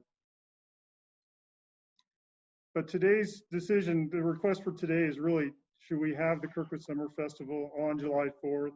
And that's a yes or no. We can certainly discuss other events and other activities later on. Okay. Ann? I would look at it from a different direction, in that what event is most important to the community overall in terms of community building, fundraising. I think that's something that the PUD has to answer. Obviously, the summer festival brings in probably the most money, but it's beyond just money. It's also community building. So I just think we have to look at what is it that we're trying to do. Community building, fundraising. I mean, what's our goal with having these events? Yeah, good point. Okay, if there's no other hands raised, we'll bring it back to the board. Well, let's get each person's perspective on this. Peter, do you have a perspective on this? Yeah, I would follow staff's recommendation. The great unknown is Vail, and I don't see them taking any risks whatsoever. And I just think I would agree with Rick and Jessica that if we can do the 5K, the 10K, that would be wonderful. I just don't think it's feasible to do the Summerfest this year. Okay, good, thanks. Bertrand? Well, clearly I don't think we can have a physical event on July 4th. And I would also follow staff recommendation on basically canceling the physical event on July 4th. And I still think that having this silent auction and some kind of virtual activities at that time to be worthwhile looking into and see if we can do something so to keep the community together. I see too much uncertainties, first in the COVID situation, second in Vail response, and and then now we know that KCA is not in position to make any decision before June, to try to shuffle everything back at the end of the year at Labor Day. Okay, thanks. Thanks, Bertrand. Standish, final thoughts? I would cancel the physical event on July 4th and buy some time to see if we could do the summer festival on Labor Day, meaning to see between now and the next meeting whether staff thinks we can pull that off and whether the board thinks we can pull that off. I look at the summer festival as much more significant than either the 5K or the 10K.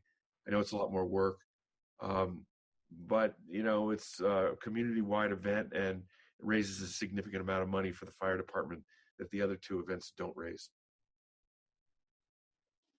And Bob? I would like to make the decision to cancel the the original July 5th event, and to figure out if there's something fun that we could do virtually that would get some amount of commitment to the dollar amount.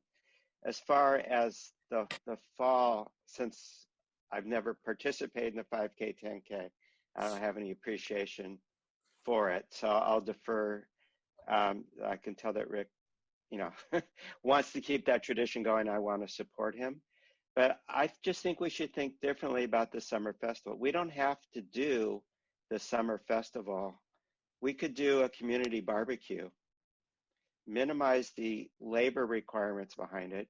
We could hire someone to do the barbecue, and we could figure out some way to do it not on Vail's property. Can we do it, some mixture of the playground and close off one of the streets or something? Just have a community barbecue and not call it the summer festival, and celebrate the playground and just our ability to be together.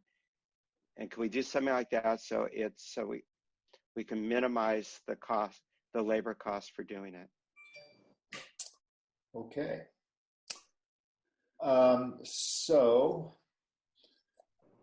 I think what I'm hearing is, and I'll elaborate a little bit. It seems like there's a consensus that we should not hold a summer festival on July 4th.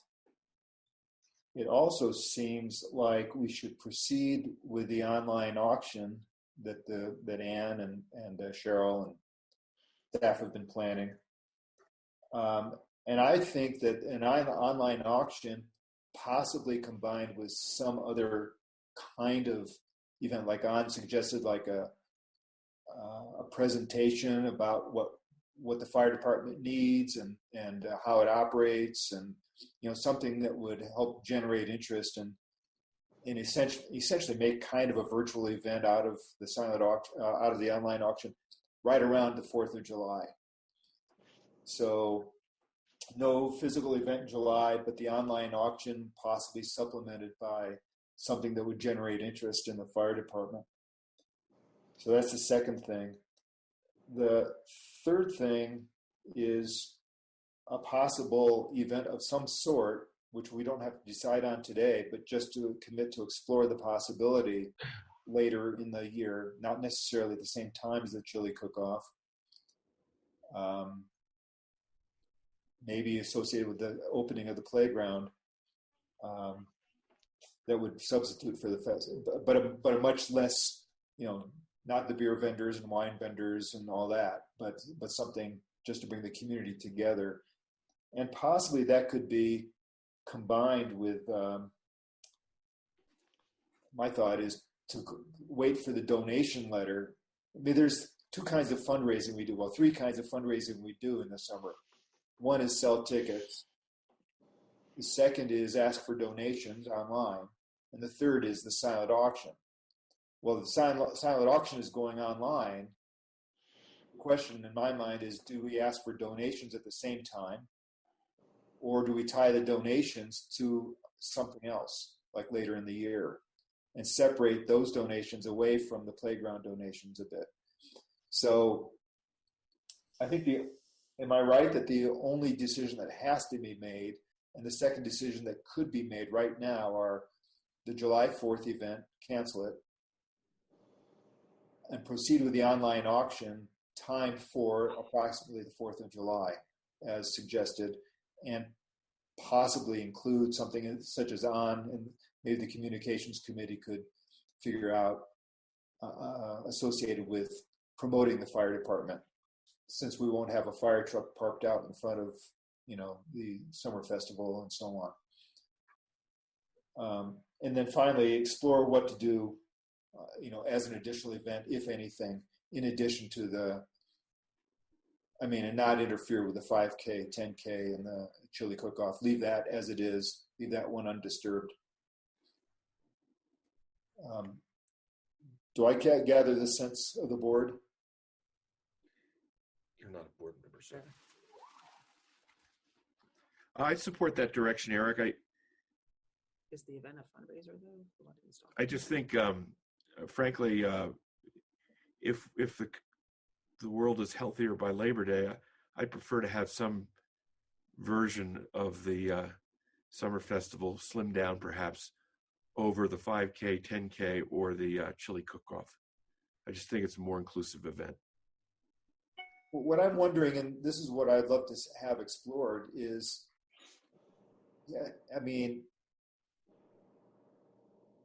some aspect of the chili cook-off would be just slightly expanded in some way. No more beer and wine vendors aren't there beer and wine vendors at the chili cook-off? Yes. So we have that anyway. The auction will have already taken place, so we don't need the auction part. Well, let's not forget these are all separate events. We don't control, we don't maintain the chili cook-off. We get our donations and our requests through Vail Resorts. So there are two different worlds here that we'd have to. We're fundraising. We're not Kirkwood Resorts community partner. So again, if there's a decision to try to merge events, we're going to have to go through channels and make requests and see if that's even a feasible, viable thing to do. And don't forget, we share gratefully the donations from the chili cook-off with the Kirkwood Ski Dog Foundation and they have Avalanche Dog Team. So again, we're guests to that event. We don't actually co-host that event. Yes, but it's maybe this is a good year for the the three organizations in Kirkwood to work together to do something over Labor Day. It's a given that we're not going to be able to do anything over the 4th of July, but it was to me that some combination of the KCA, the PUD, and Dale should work together to do something for the community.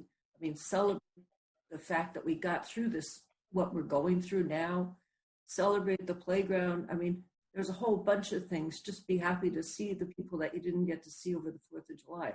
It's time that this community works together as opposed to these fractional things. And, you know, and I've been trying to get this to happen.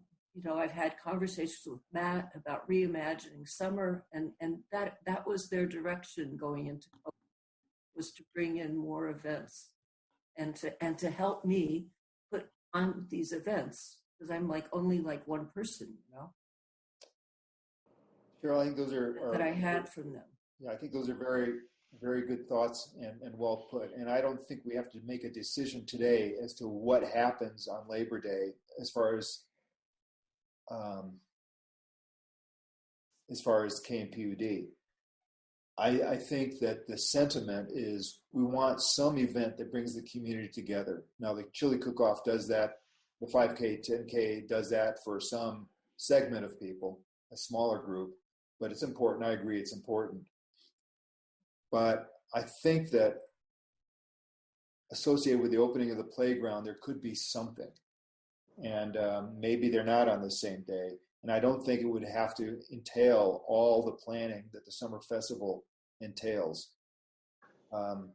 So I would just like it explored.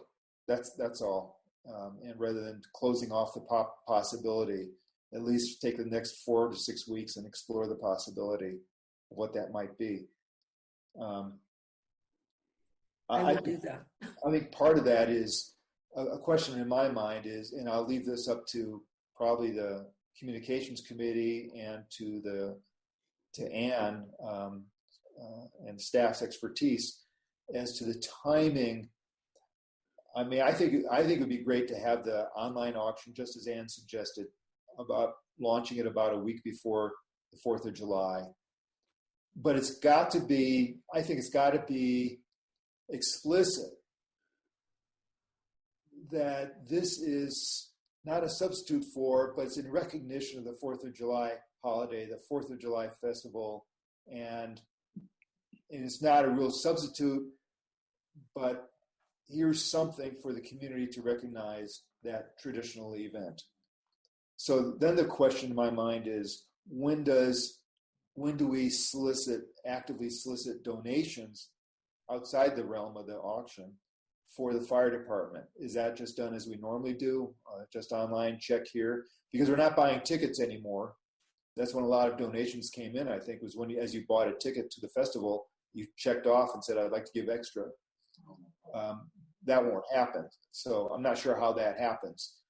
But I think that's the question too. Anne? Yeah, so I think we need to think all that through, like you said, in the next few weeks. My only word of caution is if we say we're canceling the 4th of July, I think we need to be very careful to, we're not really canceling the online auction part. So I think we have to Well, that's right. I mean, that's exactly right. And that's what I mean is it's got to be in lieu of the event. I mean, it's got to be an event that's simply a virtual event somehow.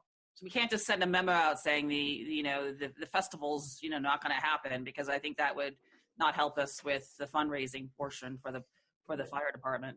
Yeah, that's why I leave it to experts like you and Ann and Sandy Goldberg and people who are really in the world of communications to fashion that appropriately. But I don't want. I mean, my own opinion is that. I mean, here's what I would like. I mean, my opinion is, I think Rick is right that the tradition of the fall is an important tradition. But I don't think that precludes something else, not a big deal, something else. It may just have to do with opening the playground. And like Bob suggested, a barbecue out in the parking lot or something. I don't know what it is. But I think it should just be at least considered. But the only, I'm sorry. Well, I was going to say, Nancy's raised her hand, so when you have opportunity, I think she would like to say something. Okay, I was just going to say that I think the only, well, I guess two decisions in one sense of direction. One is cancel the 4th of July physical event. The second is proceed with the online auction as it has been planned. And the third is the exploration of what happens in addition. It's just a direction to explore, not a decision to do any particular thing. Okay, Nancy? Thank you, Eric. So my question actually is for Terry Woodward, as to what does Alpine, where's Alpine going? Does she have any sense about how long we're going to have to be in the state that we're in? Do they have any thinking on what's going to be happening? I haven't gotten an update on that yet, so I'm not sure. I mean, right now we're just talking about through the end of April, but it just depends on how everything progresses. Okay, thanks. Thanks, Terry. Thanks, Nancy. Okay, so here's what I'm going to propose then, is that we do not hold the summer festival, physical summer festival on the 4th of July. Second, that we proceed with the online auction as planned, the timing is planned. And third, that a combination of those working on the summer festival and the communications committee explore what we should do about the timing and method for additional donations not associated with the online auction, and also the virtual event and some physical event possibly of some sort, possibly later in the summer or in the fall. Just an exploration as a direction. Eric, I'd like to suggest the same thing but worded differently. Go ahead, Bob. I think we should decide to hold the July 4th event as a virtual event and try to raise as much money as we can and see if we can come up with some creative ideas of things to do. So I think that should be the way we position this, and that we would look forward to, when we can in the fall, celebrating with the whole community in some structure. It might just be combined with chili cook, might be something else. I think with the new playground, we have an opportunity to celebrate that. But I want to do it in a way that's not a big staff obligation. And I don't know that fundraising divided into two parts is necessarily raises more or not. Just to give you one example of something our congregation did for Passover, they asked the children to take pictures of what does spring mean to you, or could we do something, maybe have a raffle, a winner of things, something that just has people say, what are your best memories, sometimes focusing on the kids' work, something else. There might be some ideas we can come up with to enhance what a virtual event might be. But saying that the event is canceled or postponed triggers, I agree with Ann, and it triggers in their mind, I guess, I'm not donating or something. So I think just declaring the event, it's going to be virtual, we'll do the best we can with it, that's where we should start. And then we should look for some way to celebrate the opening of the playground in some way that doesn't create a burden on the staff later in the year. And my proposal would be a community barbecue. And with the planning of a virtual event, exploring these possibilities, making a decision in a timely fashion, would that be then a combination of those who've been working on the auction and silent and the festival, as well as our communications committee? Is that who would actually do this? Yeah, but I would defer to the auction committee. If they want help, I'm happy to pool resources. Yes. But, all right. So there we go. We have an answer. Yeah. Well, I think Ann and Sandy Goldberg and the others, and Bob, you and Bertrand on the communications. I think a good team to pull something together over the next 30 to 60 Okay. days. With a Yeah, plan. then we'll try to brainstorm some ideas in the near future. Along with staff, of course. Yeah. Rick, oh, does that make sense to you? Is that directionally what you'd like to see, or? Yes, yeah. Okay. Yeah, I appreciate your comments. And I also want to just take the time to appreciate everybody who's quietly working hard behind the scenes.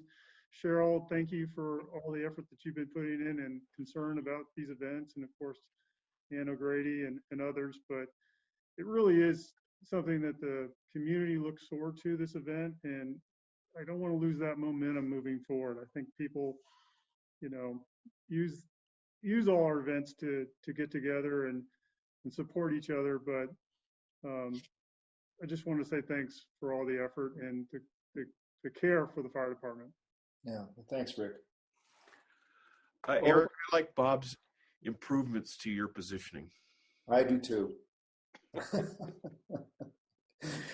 So I'm just freezing out here in the snow, so right. Move things along. Okay, so board, shall we proceed then with the planning of, as to the extent that this group decides, a virtual July 4th event, no physical event. Proceed with the online auction as part of that, and explore the possibilities for some physical event later in the year, possibly tied with the playground. Yeah. Peter, does that sound good to you? Yeah, I concur with that. I think that's a good approach.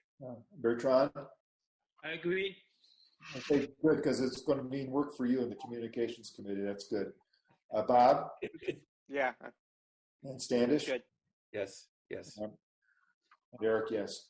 Okay, good. Thanks, guys. Let's we have direction on that. We go to item 9, General Manager's Report. You give me a couple. Jess was asking for clarification. Was there a motion on that, or was that just consensus? Well, did you need a motion? I don't think so. I didn't think so. It's just it's direction to staff and the committees. Perfect. Okay, so first thing, not on the slide for general manager report, if everybody will look at, well, my lovely face covered up nicely and Kelly's lovely face covered up nicely. I want to thank members of the community, Anna O'Grady, who led the charge, Sandy Goldberg, Beth McAllister, and Teresa Endy, who actually made these masks for district staff. Alpine County issued an order that all people, even essential personnel working in the office, have to wear these while at work. And they stepped up within a day, and we had, I think, 25 masks. And wow. Want to extend our thanks to those 4. They did a good job. Very well. Very nicely done.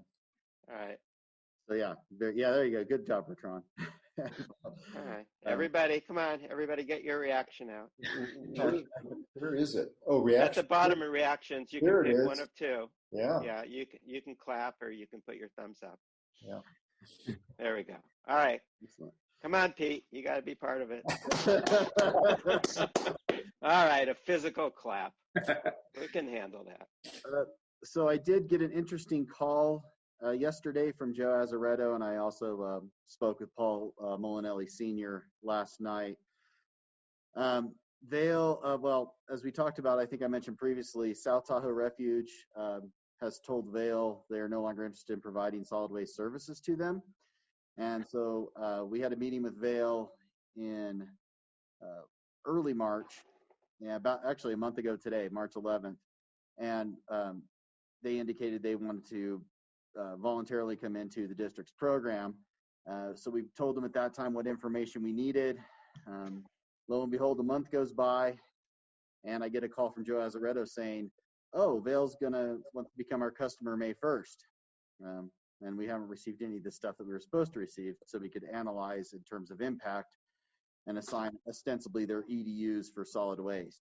But it looks like as of May 1st, Vail will want to come in. We'll have to come up with an interim plan until the board can vote on that at the May meeting.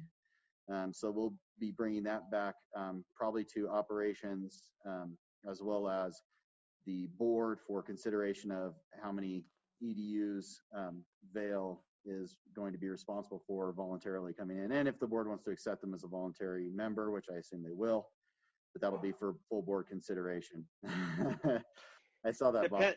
It depends on various contractual matters.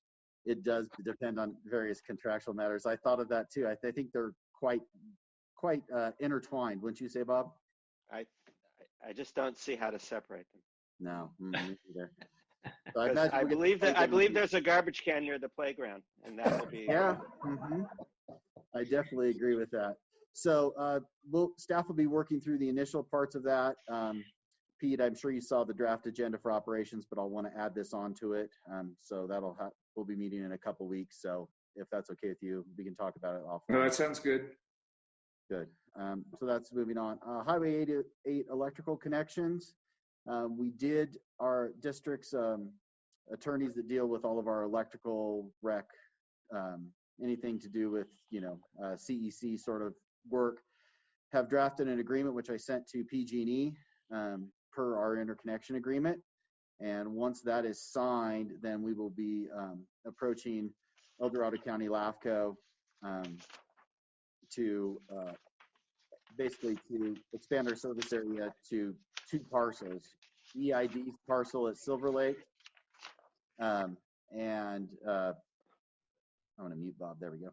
EID's parcel at Silver Lake and Peddler Hill, which is depends on what you read, but Forest Service says they own it, but El Dorado County Assessor says that Bureau of Land Management owns it. We'll need to get to the bottom of that, but my guess is it was just transferred at the federal level and they never bothered to tell the locals. So that's moving forward. There's a lot of impetus from the new director of Caltrans District 10 who wants to see this done this summer. So we're ready to move forward. It's in the hands of PG&E. Mike Tannenbaum, your best friend, Bob. And Standish is too. I don't mean to leave Standish out. Eric likes him too. Eric Christensen, does that they want to see the physical interconnection? Excuse me. They want to get hooked up this summer? Yes, sir. Wow. It's feasible. It's feasible. We had initial plans drafted earlier on. They're going to be refined by Dave Wrightley and Dave Bishop out of his office. He's now with Cross Canyon. So they already had plans that were pretty well designed. Really, it's PG&E is the linchpin or the bottleneck, I should really say, in this whole endeavor, based on my knowledge of how fast they work or don't work. Yeah, well, this summer isn't happening then. If I was a betting man, and I am, I would not take that bet. Any questions on those things? All right. Rick, you're up.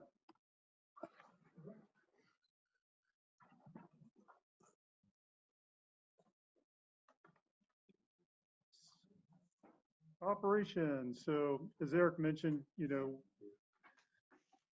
district staff and fire department have been following the latest health officer guidelines from Alpine County, as well as Amador County, to try to protect ourselves as well as the community. And we're in good shape for the fire department with our PPE. We have been offered by the county if we had needs for additional supplies that it would be available. And so at this point, I'm only aware of two COVID cases in Alpine County, and I believe there was 9 in Amador County. But we certainly are seeing a lot of people coming to Kirkwood to shelter here. And also the resort has closed up till access if you were not aware of it. And so it's really helped out keeping people from coming to Kirkwood to basically ski and have a good time, but also potentially be a hazard that we would have to go and respond to, or a rescue that we'd have to go and respond to. And as things change, we certainly will pass on the information to the community as well as our staff, and hopefully we bent the curve and things will come back to normal at some point soon. But more importantly, our wastewater treatment plant took a significant hit during the recent power outage, which I'll talk about in just a few minutes. But I think the treatment plants right now is the most important thing to discuss. On pages 105, I think 106 in the board packet are some reports that Derek Thornbrook gave me. But essentially, our treatment plant, when the power went out on Sunday night, we were able to restore power to the valley and also the treatment plant. But by 7 a.m. on Monday morning, the treatment plant went back offline. And we found that we've had several unstable network issues where basically the communication between the PLC, which is what's on the screen right now, isn't communicating through the different devices in the plant that allow the treatment to basically process. And so what you see on the screen there with the number 78 is the device that actually failed, and it took 2.5 days and 5 people from Tesco to resolve the issue, with an estimated cost of probably $10,000 to $15,000 to make this repair. We were on pins and needles for those 2-3 days. Of course, we luckily had plenty of storage, and the volume of water coming in the treatment plant is much lower, as you can imagine. But anytime the plant goes offline, there's a lot of sleepless nights by staff. And so I appreciate Derek Thornbrook and his crew working through this problem and getting us back online. Right now, we have both trains working, and we're back in operation, but clearly something will need to be done as soon as possible to continue processing wastewater. These are pictures of the device nets and different things that we had to troubleshoot. And as you can see, there's a lot of corrosion, dust, a lot of things happening in the treatment plant that is nothing new, but clearly has been given us a headache this week. And so I just wanted to show you some pictures of what we've been working through. Any questions about the treatment plant? Yeah, Rick, earlier we talked about the capital budget and what has been done and what hasn't been done and what might be done this summer. And Standish was correct in saying there should be a comprehensive plan, which I think there is, right, with the study that was done. But can you tell me, when does a revamp of these control systems that seem to keep failing, when is that scheduled in the overall plan? When would that stuff be revamped? Eric, do you want to advise how you want to? Sure. So that was scheduled. Eric is pulling up the capital plan for us right now. 22? Yeah, 2022, 2023. Yeah, 2022, 2023 is when it was slated for capital. We're recommend bringing that forward in the upcoming capital budget. And we're going to recommend bringing that forward in the next round of the capital budget. So we're going to basically move those activities forward, and maybe with consideration of the Standish O'Grady's comments as well. Yeah. Okay, thanks. Any other questions about wastewater? Okay. Well, on that point, Rick and Eric, and it's directed at Eric, is if we're going to put through this rate change, can you evaluate whether it's feasible to start the upgrades in 2021? And, it's like fundraising for the playground. If we're going to raise this money, maybe we need to put it to work. I know the public doesn't see the wastewater treatment plant go down, but, I'm coming up on 9 or 10 years on this board where it seems to go down all the time. Yeah, I mean, it's reaching the end of its useful life. Right. So it's obviously going to fail more. I've already started the process of looking into various loan programs that are available to the district. So USDA and State Revolving Fund, which are the two prime candidates. There's no grants going to be available to the district, but low interest loans are viable. So I'm working on pulling that together and seeing exactly what they need.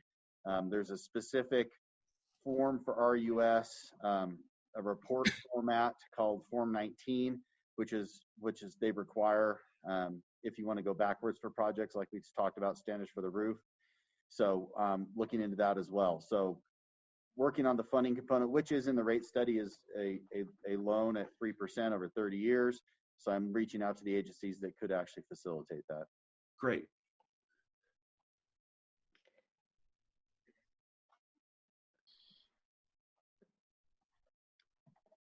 Rick, I have a question for you. Sure. So if this failure had happened during a period of lots of snow melt and lots of infiltration, we would have risked forcing an evacuation, right? Honestly, I don't want to speculate. We do have over 800,000 gallons of emergency storage, which buys us some time, but 800, I'm sorry, how many gallons?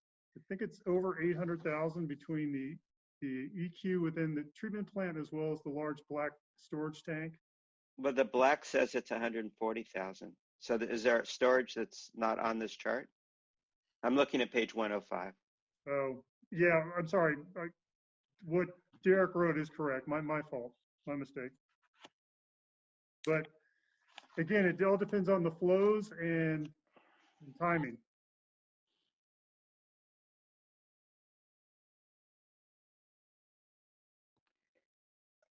Okay, but the flows here said 23,000 gallons per day, and that's with minimum infiltration. Correct.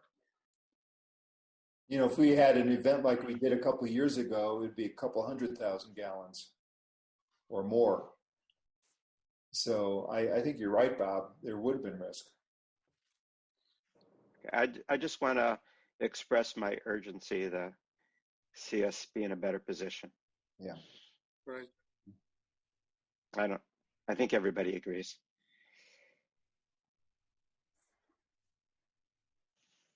Thanks. Okay. Okay, well then moving on. As you know, on Sunday night, we did have a power outage, and have Brandy come up and kind of talk about her actions and what she did for just a second, and then I'll show you some pictures.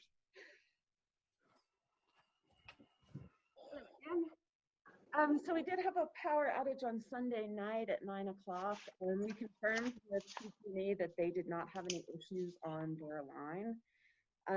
But we were not able to confirm what particular thing happened to cause our line to go down.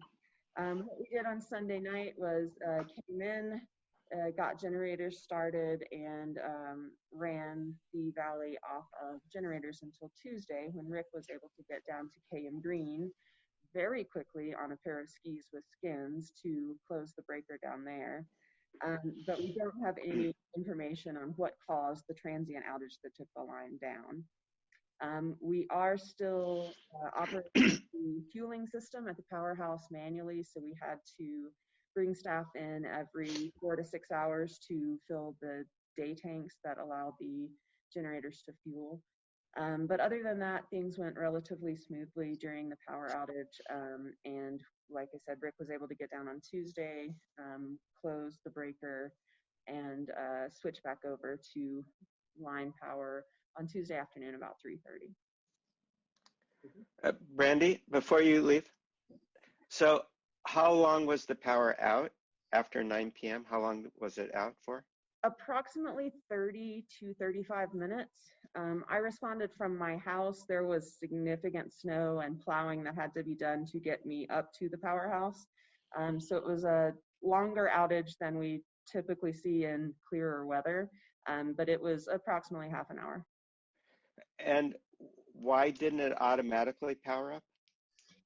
We have that disabled. We are still working on, and you'll see in the capital budget, an upgrade to the switchgear at the powerhouse, but we have not been able to get the automatic transfer working. It has always been on a manual. The staff goes up to turn the power back on.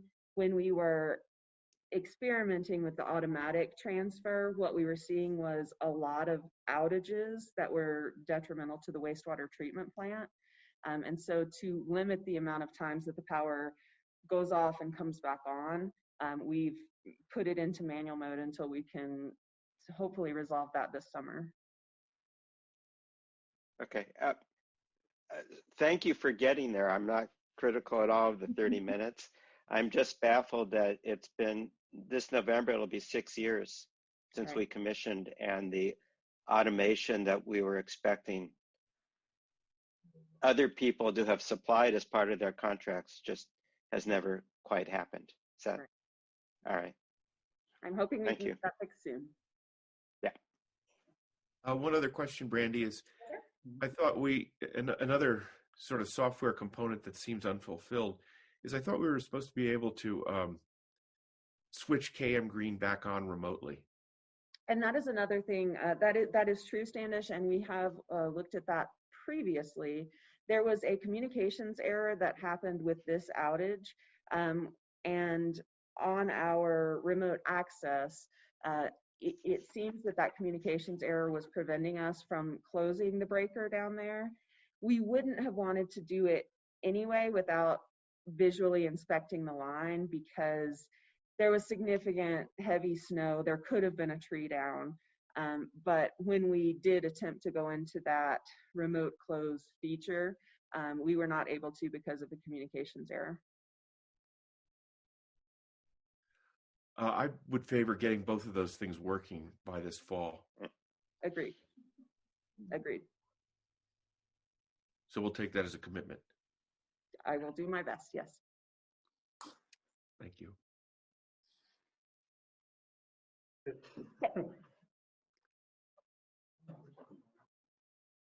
So you kind of illustrate and show you what we dealt with and some of the equipment that Brandy was talking about. I've got a few photos to pass on here. This is the Bear River Reservoir access road, which is just past the dams if you've been down there.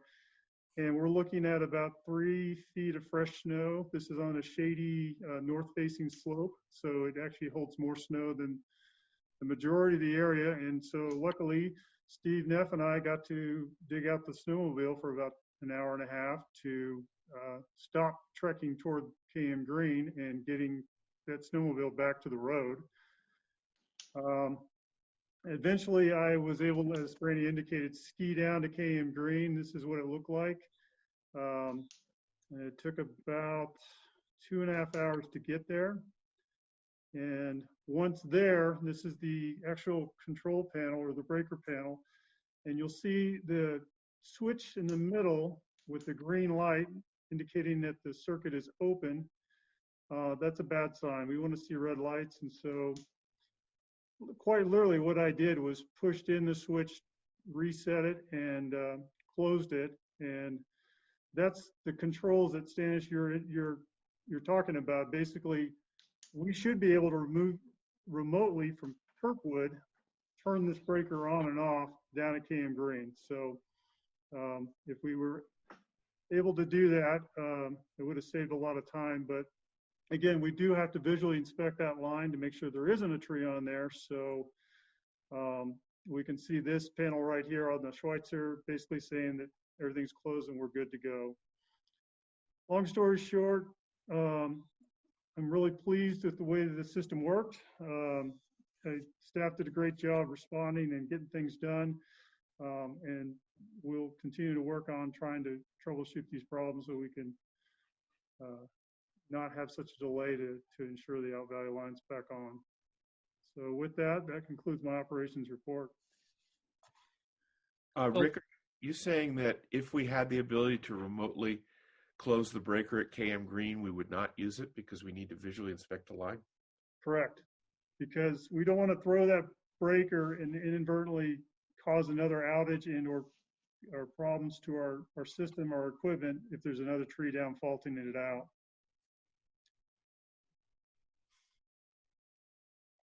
So should we not try to get that functionality working? We should totally try to get that function working.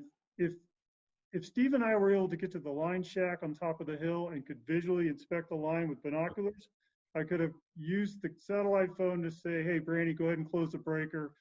And it would have expedited the problem quicker, or we would have gotten power back on quicker on the out valley line. Thank you. But you would have lost your cross-country ski experience. True. Okay, there's trade-offs. So do we have any hint on what went wrong initially? Why did the line trip? No, just like the outage in 2015, we're unclear on what happened. It could have been a branch, it could have been a bird, it could have been the weather, it could have been wind. We just don't know. And according to PG&E, there was no issues on their side of on the 115 side.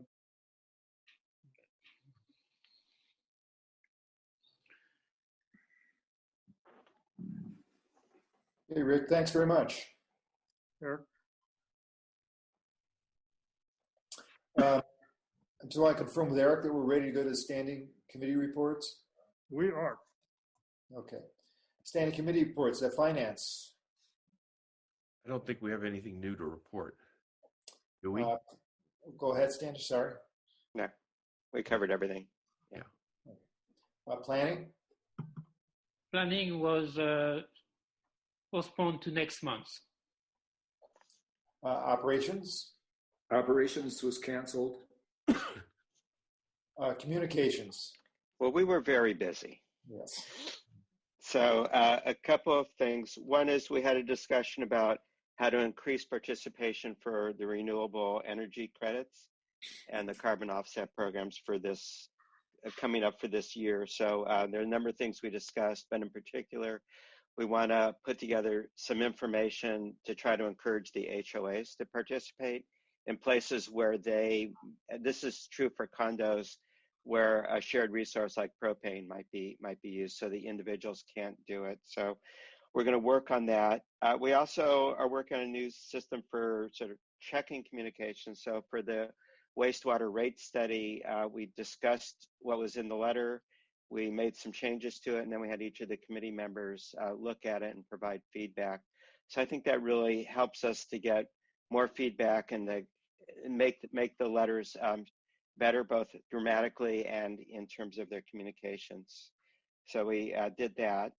We also had started a discussion on the snow removal data, but Bertrand identified a number of issues, and I will admit that I haven't gotten to them yet, but that's an open item that we have some more work to do in terms of how it's some inconsistencies in some of the reporting, some other issues in terms of usability that we'll be working on between now and the next meeting. Great. That was it. Thank you. Thanks a lot.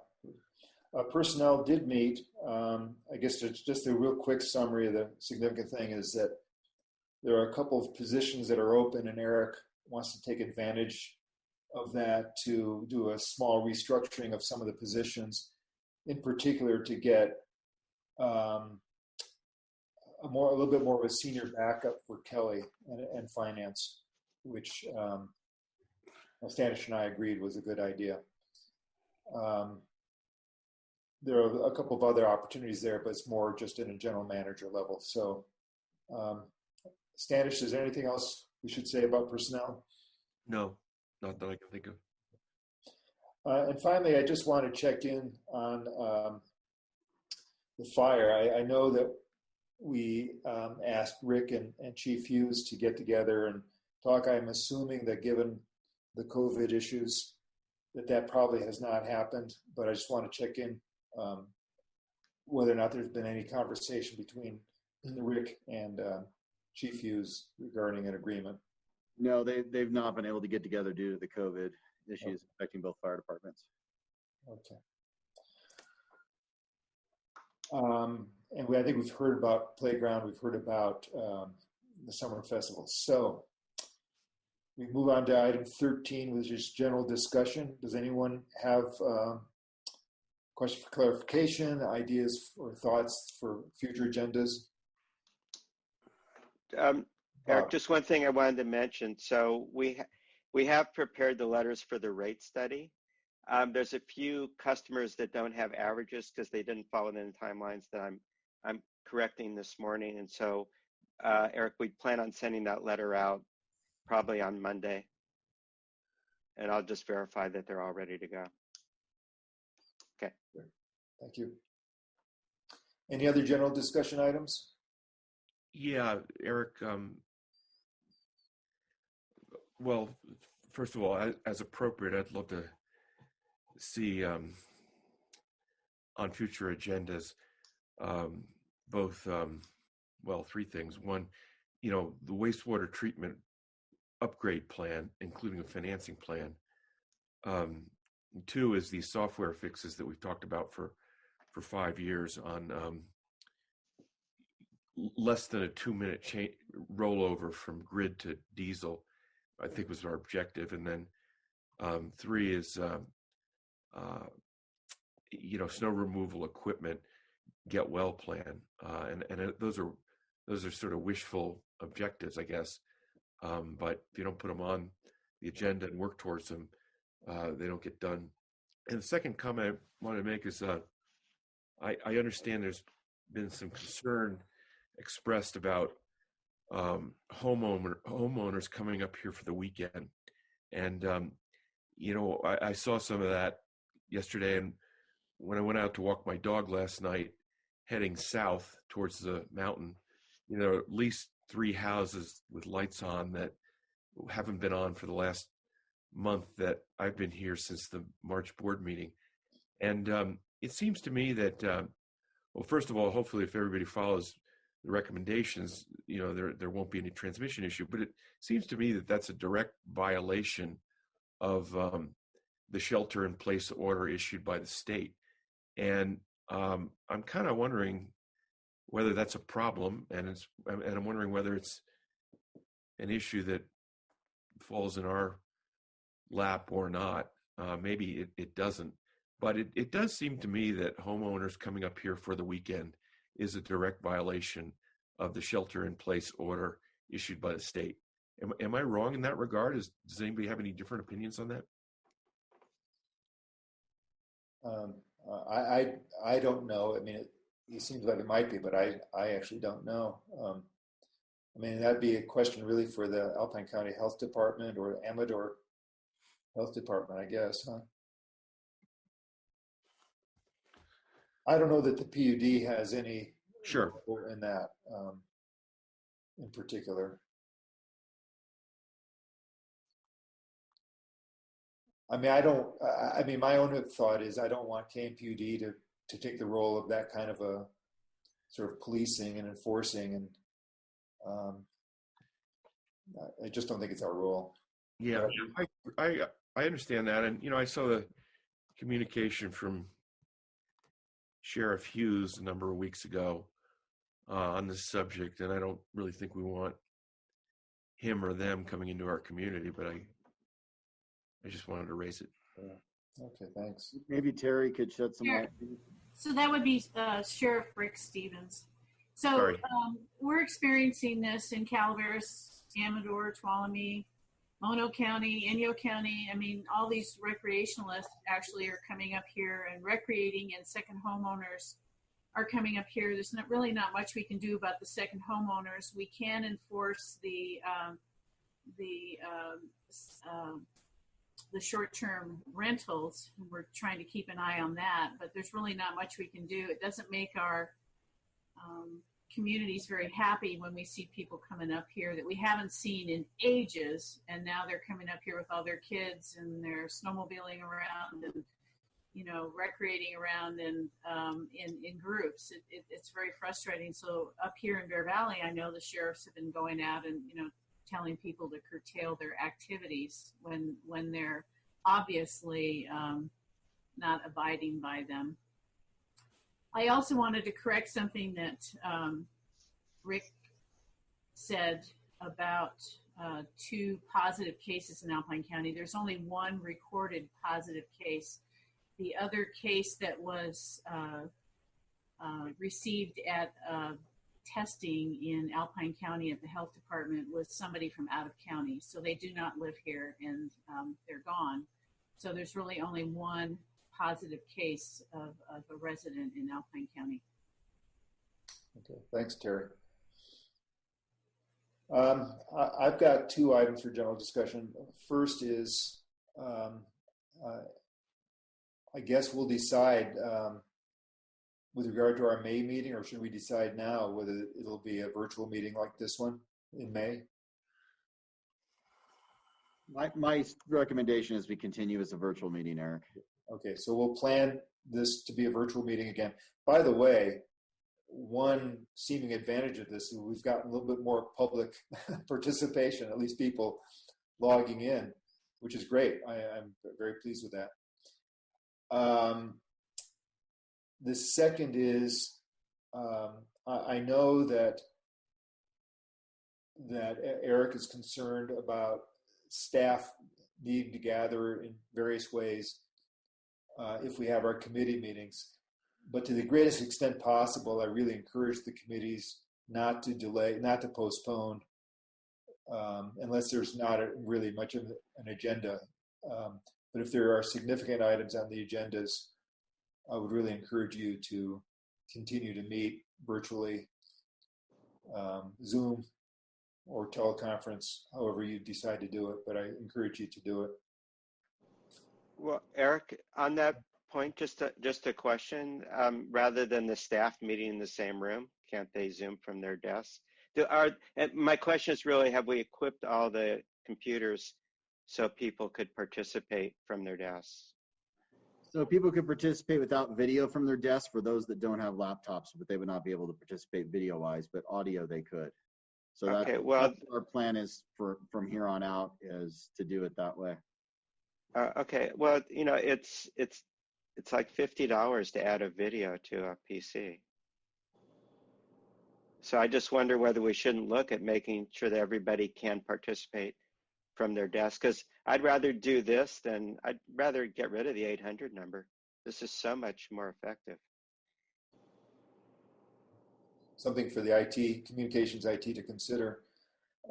Yeah, it's just, it'd be a very modest cost to have all of the computers be able to participate with Zoom. I also recommend the use of the headsets, because the sound quality and the microphone are so much better.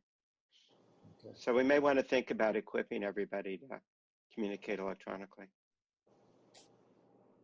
So on the items that, thank you, Bob. So on the items that Standish mentioned, the wastewater treatment plant upgrade and financing, the software fixes for electric and the snow removal equipment get well planned. Those should become topics, if they aren't already, for the various committees. And it looks like finance and operations would be the two primary committees to consider those matters. So chairs of those to consider, and along with Eric, putting those on your agendas. Okay, anything else? I'm sorry? Are we going to, at what time are we going to start thinking about snow removal contract pricing for next year?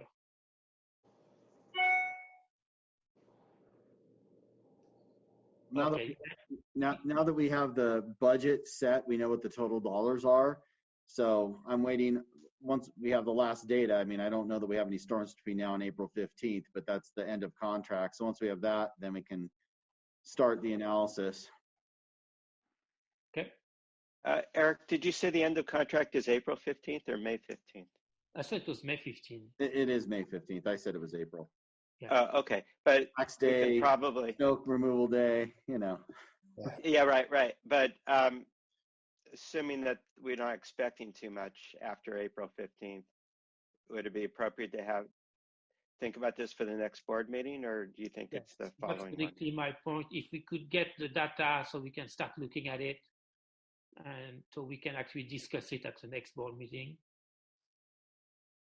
It's possible, yes. Yeah. Okay. One more thing, Eric. Yes. So we did have, for those that looked at the agenda and saw it change, we did have COVID-19 shut-off policy on there. The governor had requested that all water districts implement a policy to suspend shut-offs. Then he issued a subsequent executive order, I don't know if it was his 5th or 6th, but which basically directed no shutoffs for inability to pay due to COVID-19 for water. But it was only for water. It wasn't all the other utilities we provide. So we will be bringing that back on the May meeting to see whether the board is willing to adopt a policy to suspend shutoffs for non-payment due to COVID-19. So it wouldn't be suspending payments for other reasons, but it would be, inability to pay due to COVID-19. So we'll be bringing that back. In the interim, is it the consensus of the board that we should suspend them until the board can take up this topic in May? Oh, I would think so. Yeah, no shut-offs till we talk about it. We can all vote. You can't vote, but just give me a head nod and I'll take it. Okay. Give me a head nod, Pete. I agree. There we go. Okay, good. Then staff will implement that, and then board will formally ratify it in May. Since there's no objection to that, I feel comfortable doing that without official action, just to temporarily do it. Yeah. Thanks, Eric. Okay, anything else? Well, the other thing I'd like to do is just compliment staff. This was a lot of effort to pull this together electronically, and I thought it worked incredibly smoothly. And so I'm really pleased with the format. Yeah, I'm really give thanks to both Drew and Jess for, as I understand, they were the workhorses on putting this together over the past several weeks. So thank you to them. Thank you. Yeah, you missed me running around behind the scenes, flailing my arms, pulling out my hair as it wasn't going. Hey. Well, maybe we'll see that next time. Well, if we have the new cameras, Bob, I could just selfie stick. And we did buy selfie sticks, by the way, for our operators as a way to do inspections in areas where they can't get into them. So maybe we could use them for that, for the meetings too. Great. Yeah, there we go. Okay. Okay, everybody. We'll adjourn this meeting until Saturday, May 9th, the next meeting. Thank you. Thanks. Bye, Terry. Bye, everybody. Bye, Rick. So long. Bye-bye. Guess I'll let you do the official shut off to make sure your recording goes right.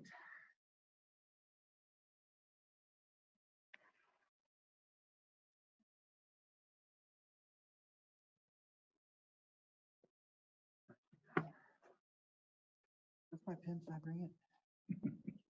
Is my pen? Pete, can you still hear me? Yeah, I can. Do you mind if I run up to your house and have you sign the minutes? Oh, no problem. Okay, I'll be up in I'll go get my mask. Okay. We'll see.